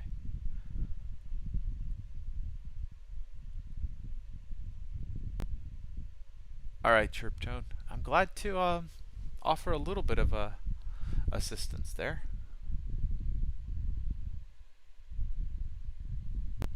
I know, Chirptone. It's yeah, I don't know. Have any of you guys read Peter Brandt's book? It's called The Diary of a Professional Commodity Trader, and he talks in there about a really great trade that he made early on in his career, where he was levering up, and he happened to get lucky. And in the book, he reflects and says that the amount of leverage he was using in that position was ridiculous. He would never use it now, but he got lucky. He was, I don't know, it might have been the Swiss franc or something. He was long. A bunch of futures contracts, and it just kept going in his favor. And I think he said at one point he was up 700,000, right? And I think he started with like 30,000 or something. And then he ended up stopping out for plus 250,000, and he says that gave him his initial sort of trading pot. But the vast majority of people don't get that lucky. And like he speaks in the book about how him having that experience was probably detrimental to his trading career, because it positively reinforced a really bad thing that he did, right? So what ends up happening right now is you have, for the last few years, you have this massive bull market in equities, right? And tech and all of this stuff. And people are seeing these massive gains. And then there's, over the last 4 or 5 years, there's contracts like the micros that are coming out that are kind of geared towards smaller traders. And so it's accessible to more people, right? Thinkorswim and all these other platforms, they're able to trade these futures contracts, right? They have better, at least in the United States, they have advantageous tax advantages, or that's redundant, but they're advantageous for taxes, right? You get the 60-40 split, right? 60% long-term, 40% short-term tax benefit. And so there's that. There's no day trading restrictions, right? Because it's not controlled by the SEC, it's the CFTC, so you don't have the 25K. So all these people are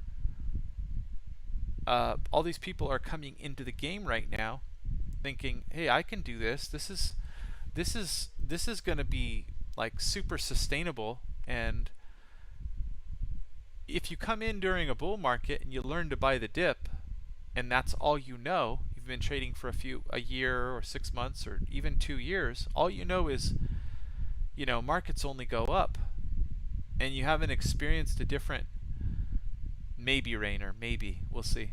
I'm burning out this week. I might just call it. I've got a lot of shopping and stuff to do. I'm gonna be heading to the coast end of this month.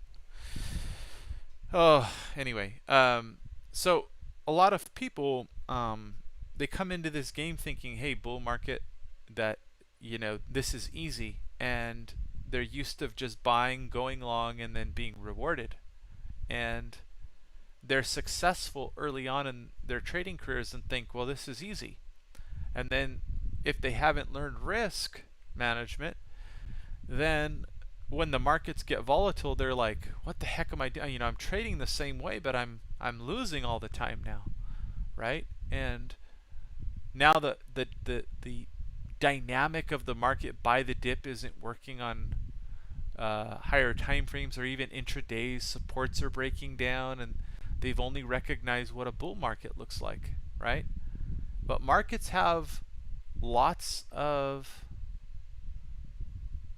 characteristics, right? There's bear markets, there's volatile bear markets, there's super low volatility bear markets, there's sideways markets, right? There's parabolic bull markets, there's trending bull markets that are extremely low volatility. You don't get the movement.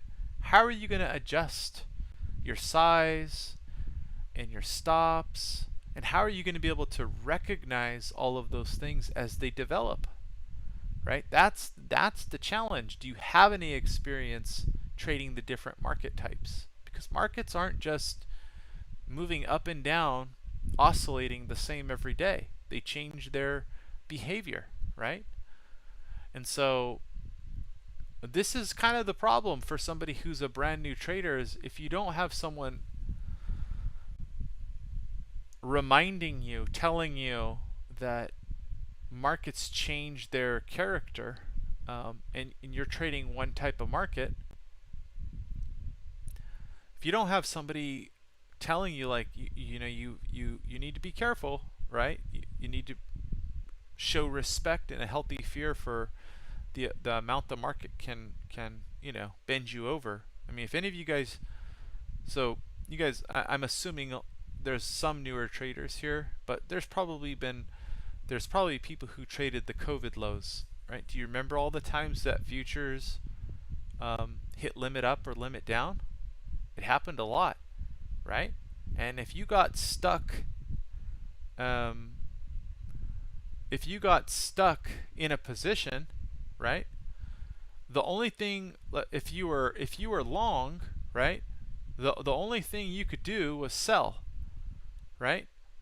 And so you were stuck in that position. And then if that market opened up with the 70-point gap, guess what? If you're stuck in that position, you're screwed, right? You could lose more than your account. So, stuff can happen, especially with futures trading, that it's not, if you don't have a healthy respect for the market, that anything can happen, then you're asking for pain. It's why I have a little picture above one of my monitors here on the wall. It says Wall Street panic as stocks crash, billions lost, wave of selling engulfs the financial market. And it's dated October 24th, 1929, right? Billions lost in 1929. It could happen today that it's trillions, right? Where something much more important than the stock market causes everybody to say, I'm going to liquidate everything, right? 9/11 was, for those in the United States, for the stock market and Twin Towers, that was rough, right? 2008 financial crisis. Well, that was rough, but worse can happen, right? And that's, with trading, there's never any guarantee. So living on the hard right edge of the chart and making this a career choice, I mean, the most important thing I can tell you guys is control your risk, right? Control your try to control the possibility that you could get ruined on a single trade, right? Play with the stop loss. Learn to graciously lose before you think you're going to get rich doing this. And recognize that really good trading requires preparedness and hard work and dedication and time. And that's not what a lot of the people who are trying to sell you something will tell you.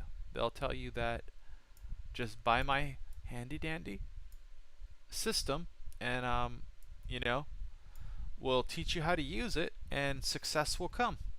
And you know, they say stupid things like, hey, would $500 a day change your life? Look at how easy it is for us to make 10 e-mini points a day, right? And if they're selling it like that to you, right, that may sound hopeful, but you know, if I came to you and told you that would $250,000 a year change your life? Look, I went to Harvard Medical School and now I got job offers everywhere. Here, I'll show you how it's done. Is that realistic? No, it's not. But people are telling you things like that with trading, and many of you are too naive to understand that that's what they're telling you, right? They're telling you that this is all very easy to accomplish, and they're being unrealistic. And many of these people are telling you these things because they can't make money trading. They can't make money trading. And so they would rather form networks and sell you stuff, right? Than actually make money in, say, investing your money or investing other people's money, right? And there's nothing wrong. There are some systems I'm sure that work out there, right? But there are also a lot of people that work really, really hard at making themselves look a certain way. And so I'll come back to what I always tell people. Find someone, whoever it is, whether it's me or somebody else. I'm not going to be here permanently forever. I'm not. What motivation do I have to do this every single day all the time? What? You think YouTube is going to pay me more than I make trading? No. Not even close. Ever. It'll never happen. Ever. Unless I'm a suck trader, right? And I'm duping you all. So that's not it. I'm not going to be around for a long time. Find somebody that can call the market. This is what it comes down to. Find someone who can call the market ahead of time consistently. And once you find that, someone who isn't giving you 3 options and then always saying they're right on one of them, but someone who you can actually watch and see like, oh, they're demonstrating success consistently, right? Whether it's them talking or whether it's them giving a concrete call or something like that, but not after the fact stuff where they can deny what they really meant or it's kind of vague. If you find somebody like that and you pay for their education, you pay for their guidance, great, right? Maybe they have software that they are using and it actually works. Great. I'm not against that. But what I am against is a lot of you guys just paying people who haven't actually demonstrated real market success. Can they successfully call the markets? And I've heard stories, you guys. I've never paid for a service, but I have heard stories about very well-known services, and everyone says, man, these guys never take trades. If they do, it's like a micro, and they lose, and they don't really call it ahead of time, but gosh, their hindsight is 20/20. Well, again, there's a lot of people out there that can tell you what they did, but they can't in real time say this is what I'm doing, right? So be wary of that, right? The proof is in the pudding, not in oh, here, I'll show you my trade performance, whatever, imported through TraderView that's connected to a sim or something like that, right? Where they could doctor it. But no, real-time calls in the market or ahead of time calls consistently, and not only winners, not deleting old tweets, right? I mean, if you want to learn basketball, and all I ever do is show you clips of myself making 10 3-pointers in a row, right? And I never show you how I shoot in real, but I'm like, look, I have the best form in the world. Look, you can see it, and I just show you clips, right? They're all pre-recorded. It took me 20 times to make 10. It took me 20 hours to make 10 in a row, but all I got to do is like, hey, this clip was from yesterday. I made 10 in a row. Don't you believe me? I'm a good guy. If you're believing people who are claiming things like that, well, then you're kind of a sucker. Don't do that, right? So the proof is always in, can someone call the market to you in real time, right? Demonstrate it, right? If someone claims to be the Michael Jordan of trading, then get out there and show me a dunk, right? Go hit a game winner, right? Don't show me old clips that are cherry picked. Go out and do it live. I have a lot more respect for people who go out and trade live and show their losses, right? And stream live without, maybe a 10-second YouTube buffer or whatever. But there's no covering it up. Then somebody, all they do is show me, oh, I'm an institutional trader, or ex-institutional trader, I make all kinds of money, guys, and they show you a clip every 2 weeks. BS. BS. Let them go demonstrate it live. Everybody can fake. Even in Sierra chart. Thanks, Mr. Dirk, for pointing out that the trade log can be reverse engineered. I'm not going to say names, but there was a guy on Twitter. I caught him posting trade logs that were from Sim. And it just so happened I had clicked on this. I don't follow them. Someone was talking about them. I clicked on their profile, and then boom, this trade log came up, and it showed Sim up on the top in the trade log. And then I was like, huh, interesting. I went to go click on it, and I said, oh, tweet not available. They forgot to edit it. Made themselves look like a complete jackass. But they deleted it right away. And then went, and the same thing was up with, grayed out, look like their account number, right? So all this stuff can be edited, right? And it's the same thing with TraderView and all this other stuff, right? So before you're going to give somebody your hard-earned money, go make them demonstrate in real time that whatever it is that they're selling works.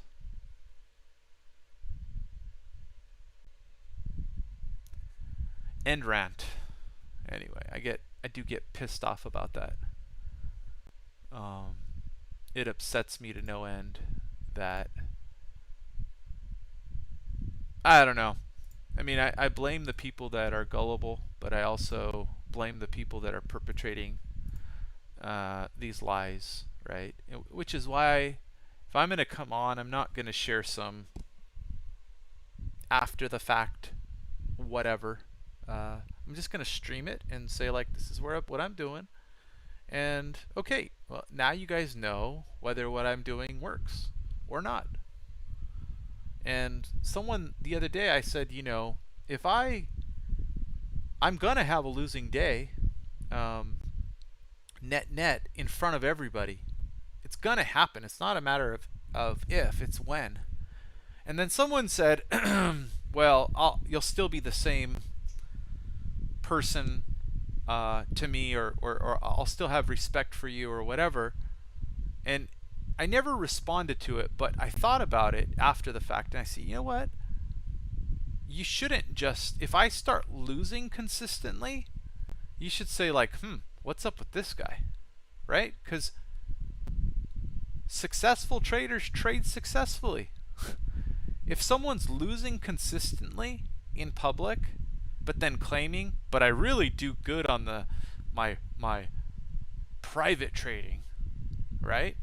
And they're trying to gain credence that way, well, just call them on it. Come on. I mean, no one's putting a gun barrel to your head to make you make trades in front of other people on YouTube. Just do it. Just trade the way you trade. Show everybody whether you know what you're talking about or not. So, anyway, I'm sure if there are any furus plugged in right now, your faces are red and your ears are burning.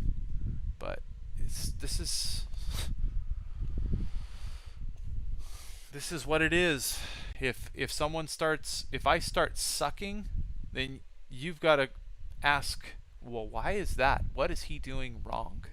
And if I'm consistently not sucking, well, then maybe there's some credence to what I'm saying, and maybe you can benefit. And I happen to be telling you guys you can benefit from watching my videos, and some of you will believe me and some of you will not, and that's fine.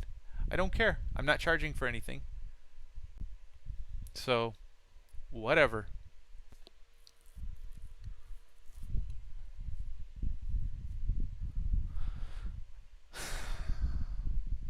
Anyway, I hope you guys have a golly. I go on these little rants. I really do. Go on these little rants to get myself all worked up. Meanwhile, so when's this market gonna open? Another 28 minutes? Rob.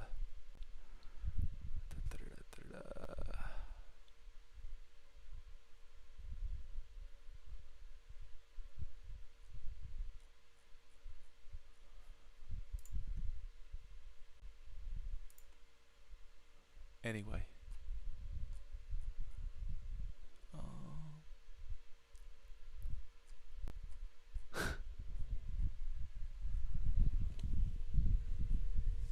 Flat E-mini, not flat micro NASDAQ.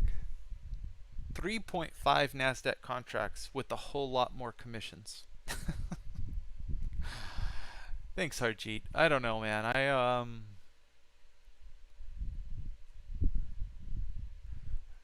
know.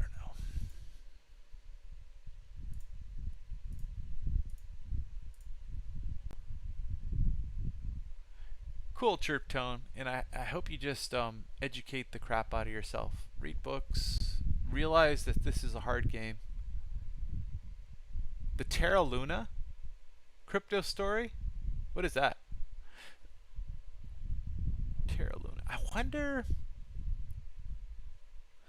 I was getting emails from somebody claiming to be, I think, with Luna. Like, oh, you should invest. Are you interested? Blah, blah, blah. So maybe that's the same thing? I don't know. Most emails go to my spam, right? I don't even open them up.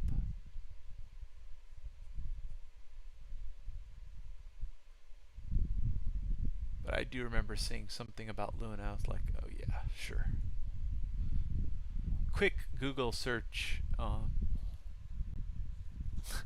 My phone's turning on. Quick Google search will reveal a lot of these are just scams.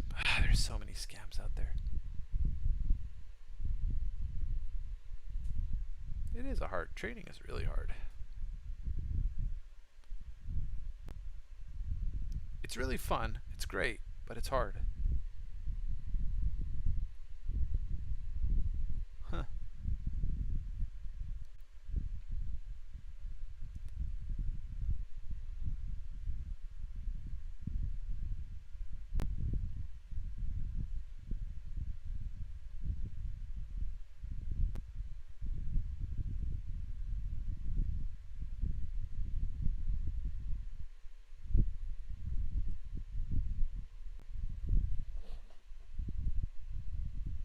Oh man.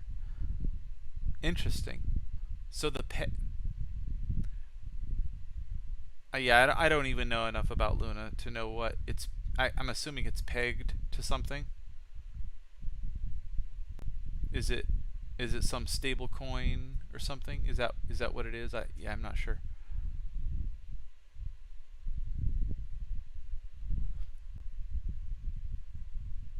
Ah, gotcha.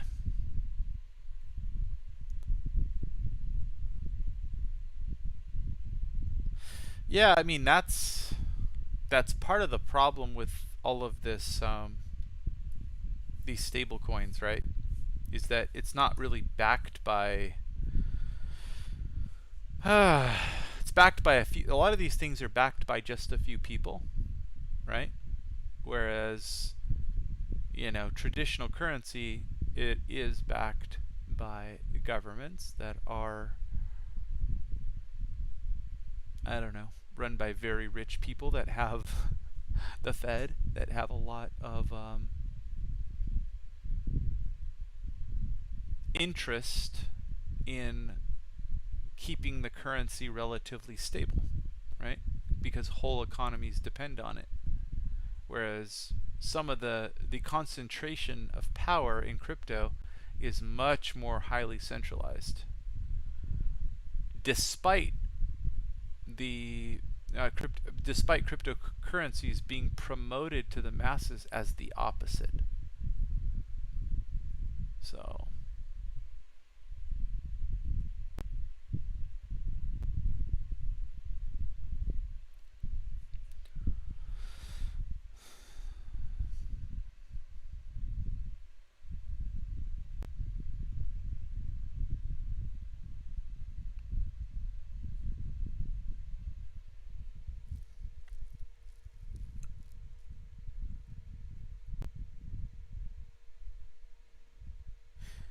Tommy Thornton says the Nasdaq with the first DeMark combo buy countdown 13 since 2008, with sequential buy countdown on day 12 of 13.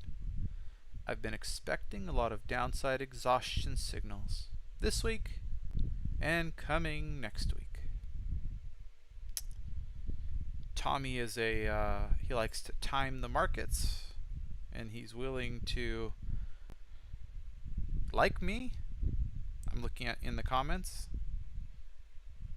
someone says, Andreas Dagasan says, Tommy, when would you play a bounce? Still no real high volume liquidations. Tommy says, I am starting to deploy long exposure. Amen, Tommy. I'm right there with you.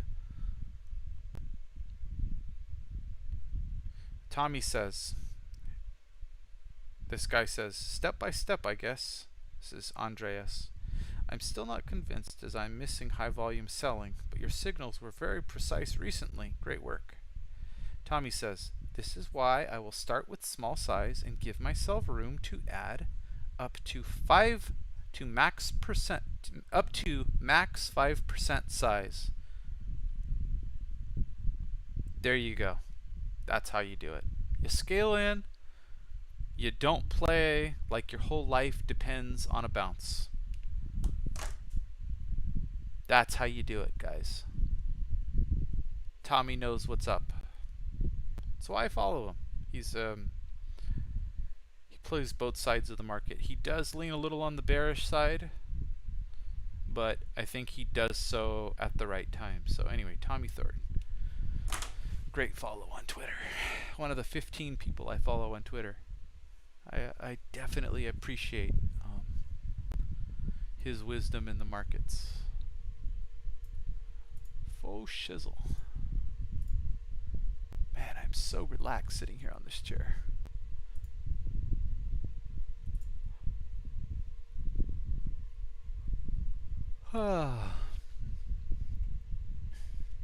My mother-in-law said the big crash is coming. She came over yesterday to watch the little baby, and she said the big crash is coming. So the rhetoric is getting louder.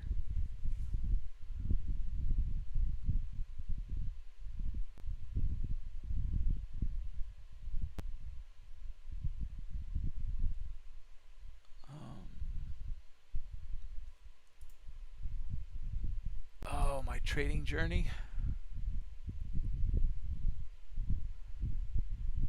RG Cherek Pelko. I'm actually winding it down, but and I've talked about my trading journey in previous live streams and stuff. I get so sick of talking about myself. Um, I need to put some bio up or something, 'cause I get so sick of repeating the same story. I'm just not interested to talk about what my own trading journey really looked like over the years. It's not that interesting to me. Maybe it is to you, but we'll just say roundabout. I had a good feel for the market at the beginning of my trading career. I got, we'll say, pretty lucky. Had some big losers over the years. Didn't really control risk at times. Never blew up any accounts, but reduced them by far too much. Learned my lesson, and you know, here I am now, where I just don't take the same risks that I used to take, and I became a very good volatility trader in 2016-17, trading crypto 16, 17 hours a day, and now it's probably my strong suit. I don't know. Now I don't trade crypto anymore. I trade primarily futures and day trade. I day trade primarily just futures, and then I have some swing accounts and retirement accounts that I control and trade, and that keeps me very busy. So I do swing trading, and I use the can slim method and a little bit of sentiment analysis. I like to buy dips and strong names with good upside potential, and for the long haul, deploy capital. I always take profit, even on swings at fixed. So one of the people that I really look up to is Larry Tintorelli. He's able to ride these trends for a long time. I'm not as good at doing that, but I'm pretty good at finding kind of local bottoms and local tops and stuff, and then swing trading those positions. But I do an incredible amount of work every weekend charting the S&P, often the NASDAQ 100 and the S&P 100. So about 150, 160 stock names, the largest market cap, because a lot of those are found in each index. And so I set alerts on all of those things, and when they hit levels, I go look at them and deploy capital, but in small fixed amounts. I don't typically expose myself in any one area. But so I don't know. I could tell you all kinds of stories about the stupid things that I've done in crypto and in futures. As recently as 2018, I drew down a futures account by about 30% maybe in a single day. That was buying NASDAQ futures of 20 points down as the market dropped 400 points in a day. And I finally stopped out for a lot of contracts times a 200 points or so. And that was devastating. I ignored risk. I knew about risk, but I ignored risk on that day. And it cost me dearly. Scarred me for a while. And here come the markets back online. Anyway, it scarred me for a long time. So I've made my fair share of stupid mistakes even recently. Right? What? 4 years ago? Um, but you learn doing stupid things like that, where you just say it's got to bounce, it's got to bounce, it's got to bounce, and then you keep deploying capital, you keep deploying capital, you keep deploying, and you're like, you just get run over. And then you realize that things can happen in the market that you don't really anticipate. Um, so anyway, any of you guys remember the Bitcoin bottom off of the 2017 highs? Remember when it was going from 3,500 to 5,000? You know what it looked like? It looked like this. It's called the Bart-Simpson pattern. Right? Market jumps, distributes, stops, sideways, distribution, sideways. Right? So when very large, powerful players that are in control of the markets are involved, this is what markets look like. Right here. The Bart-Simpson pattern. Old pattern. They did it with Bitcoin. Doing it now. So we may be in a long-term accumulation cycle here with equity indexes, but this is indeed how they shake everybody out. Not promoting long or short or anything, just saying that these are shakeout moves. Right now, the bears are winning. Right? They're gloating. They're getting loud. So, kind of interesting to just see this, kind of point it out. The Bart-Simpson moves. But anyway, in terms of my personal trading, made a lot of mistakes. But lucky that I was, you know, given some of the dumb stuff I did even recently, 2018. Anyway, Bart-Simpson. Right, Bart-Simpson. Anyway, that's the Bart-Simpson pattern. I'm really lucky that I didn't blow up that futures account. Well, and that futures account that I lost 30% of was tied to a larger interactive brokers trading account. So it was a lot of money. It wasn't just it was a day trading account, and I did it all interactive brokers account. It's before Sierra Chart, right? So I've only been on Sierra Chart since February 2020, right? So, compared to people like Ticino Trader, who's been on Sierra Chart for over a decade or longer, I don't know exactly. I'm a baby. I'm a baby.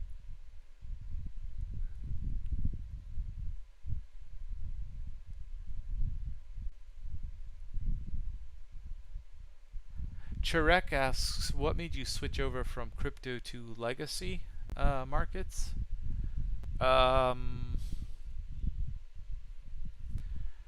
Crypto trades 24 hours, and oftentimes the volatility would occur at a really crazy time of day for me. And so, as we decided, so I have a 4.5-year-old right now, as we decided we're going to have kids, got pregnant, I knew I couldn't continue living a up at weird times of the night lifestyle with children. So basically being more of a family guy.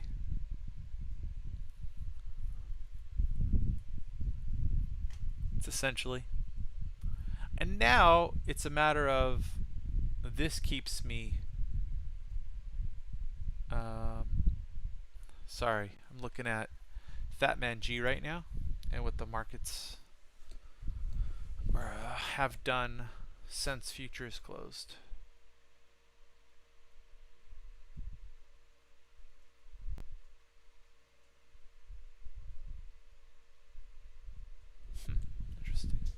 Anyway, now it's a matter of I don't have enough time to trade crypto and everything else. So, I'm here till what it's almost 3 p.m. in the afternoon for me, but I don't want to spend I don't want to spend many more hours even on YouTube today. Not interested. I'm interested in hanging out with my 3.5-month-old little girl, my 4.5-year-old boy, and my beautiful wife.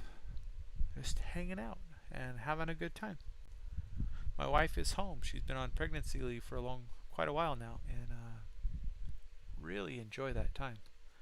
Life is about that. I was telling someone the other day about if I could be some sort of carpenter and make really great money at it, and then live, I don't know, some really sweet, amazing outdoor lifestyle, and just kind of start that right now, move all of my family, all my godchildren and their family, and just a more beautiful, buy everybody houses, move my in-laws, brother and sister-in-laws, everybody, cousins, just buy everyone homes, move to a beautiful area, ensure everybody was well taken care of, and that we could all do something more I don't know, just more physically active. I don't know, something like that. Maybe not work in an office. I would do that in a heartbeat. It's not that I don't like trading. I love trading, but it's not the healthiest. I don't know. It's just not the healthiest profession. It could be a little bit of a challenge. I know people are like talking about trading like it's so wonderful and everything's glorious and blah blah blah blah. But after you've been doing it for a while, you just realize how hard it is, man. These markets man, technology, algorithms, all of it. They're tough. They are tough. A lot of the traders that I know that do it full time don't have kids. And if they do have kids, they don't spend.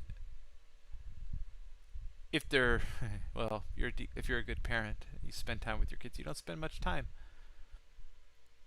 in the market, and it's part of why I got rid of Discord, is because it was eating up all my time. Just looking at crude here.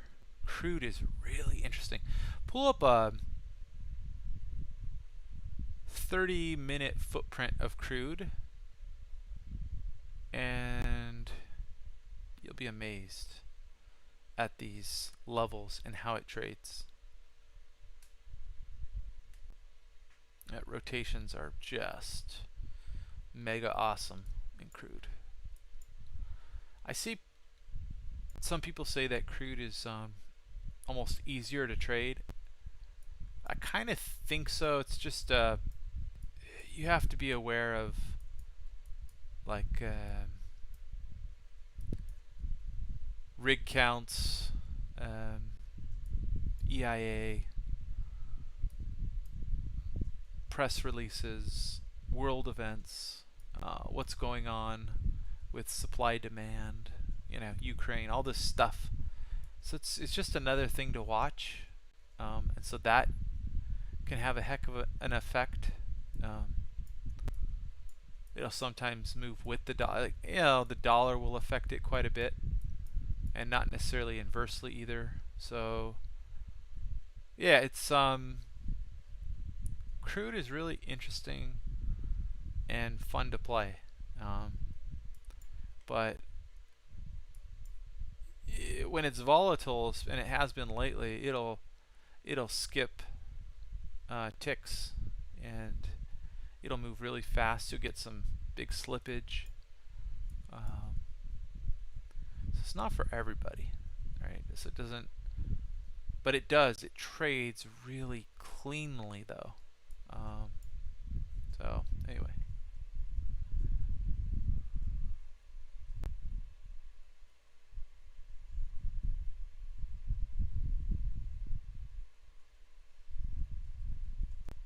Screens and stress. Yeah, I work in IT. Chirptone says, I trade gold. Yes, I do.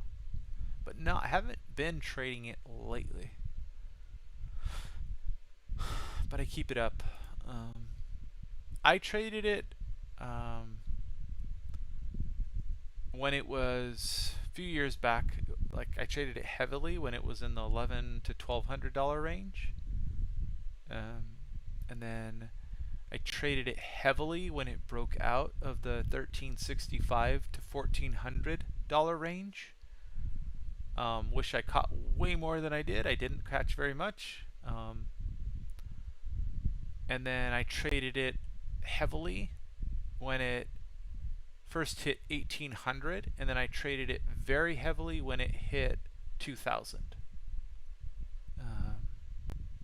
And that's when I was looking to be short gold. So, and then I will trade it when it has some kind of parabolic move, and then it comes into support for first bounces and stuff. I'll trade it. So it's like my wheelhouse with gold is usually a daily level, and then I will just looking at this market right now.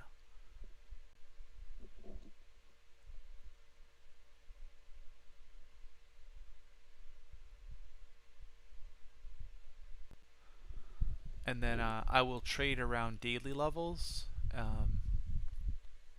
and high volatility, where I feel that because I trade volatility well, and I spent so much time with crypto in 2016, 2017, and it's kind of where I get this.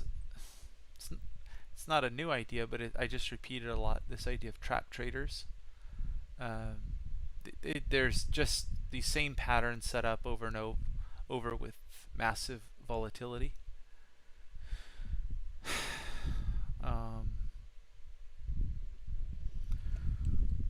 Just looking at this market real quick here.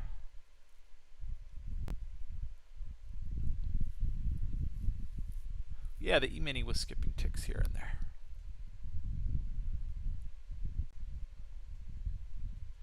I like to watch when they move the bid and ask around pre-market. You're like, why would you like to watch that? Because they will trigger orders as the book moves around.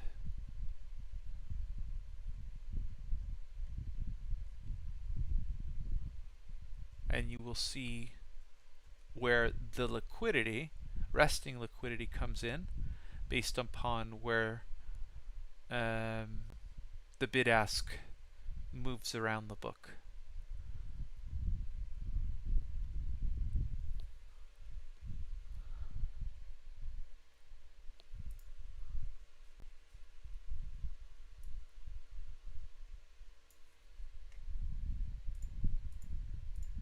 There we go. 30 seconds.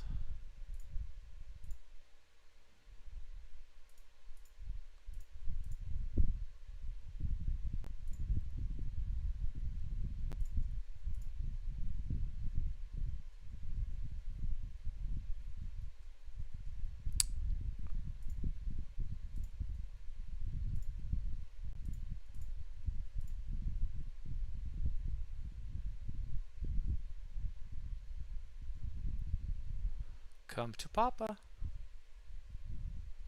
Thank you so much.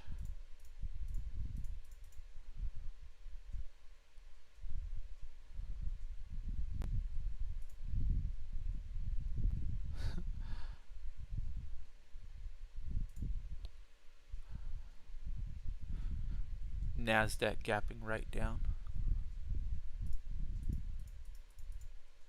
Thank you. Fill me up, Buttercup.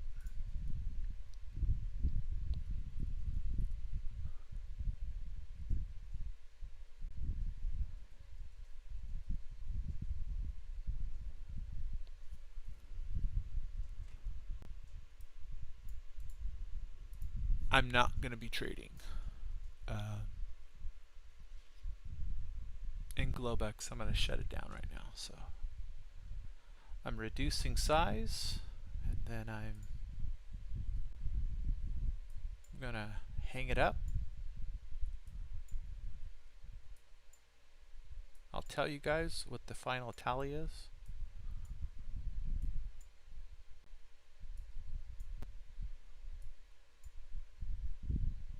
All right. 857.13.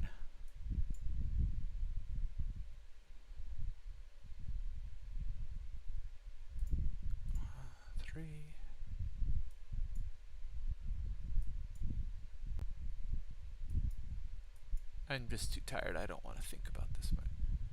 All right, I locked all of it in. 940.38. There you go. I'm in queue.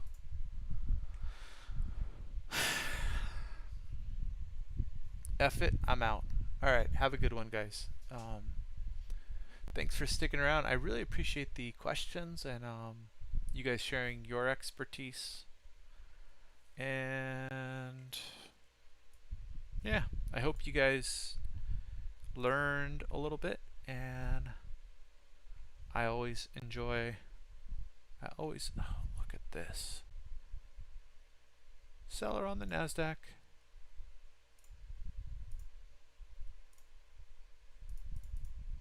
Oh, that was interesting.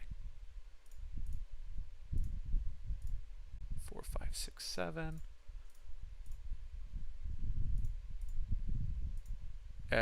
It does get interesting when these hedgers come in with size and they just try to punish people in after hours. I do get interested in trading this.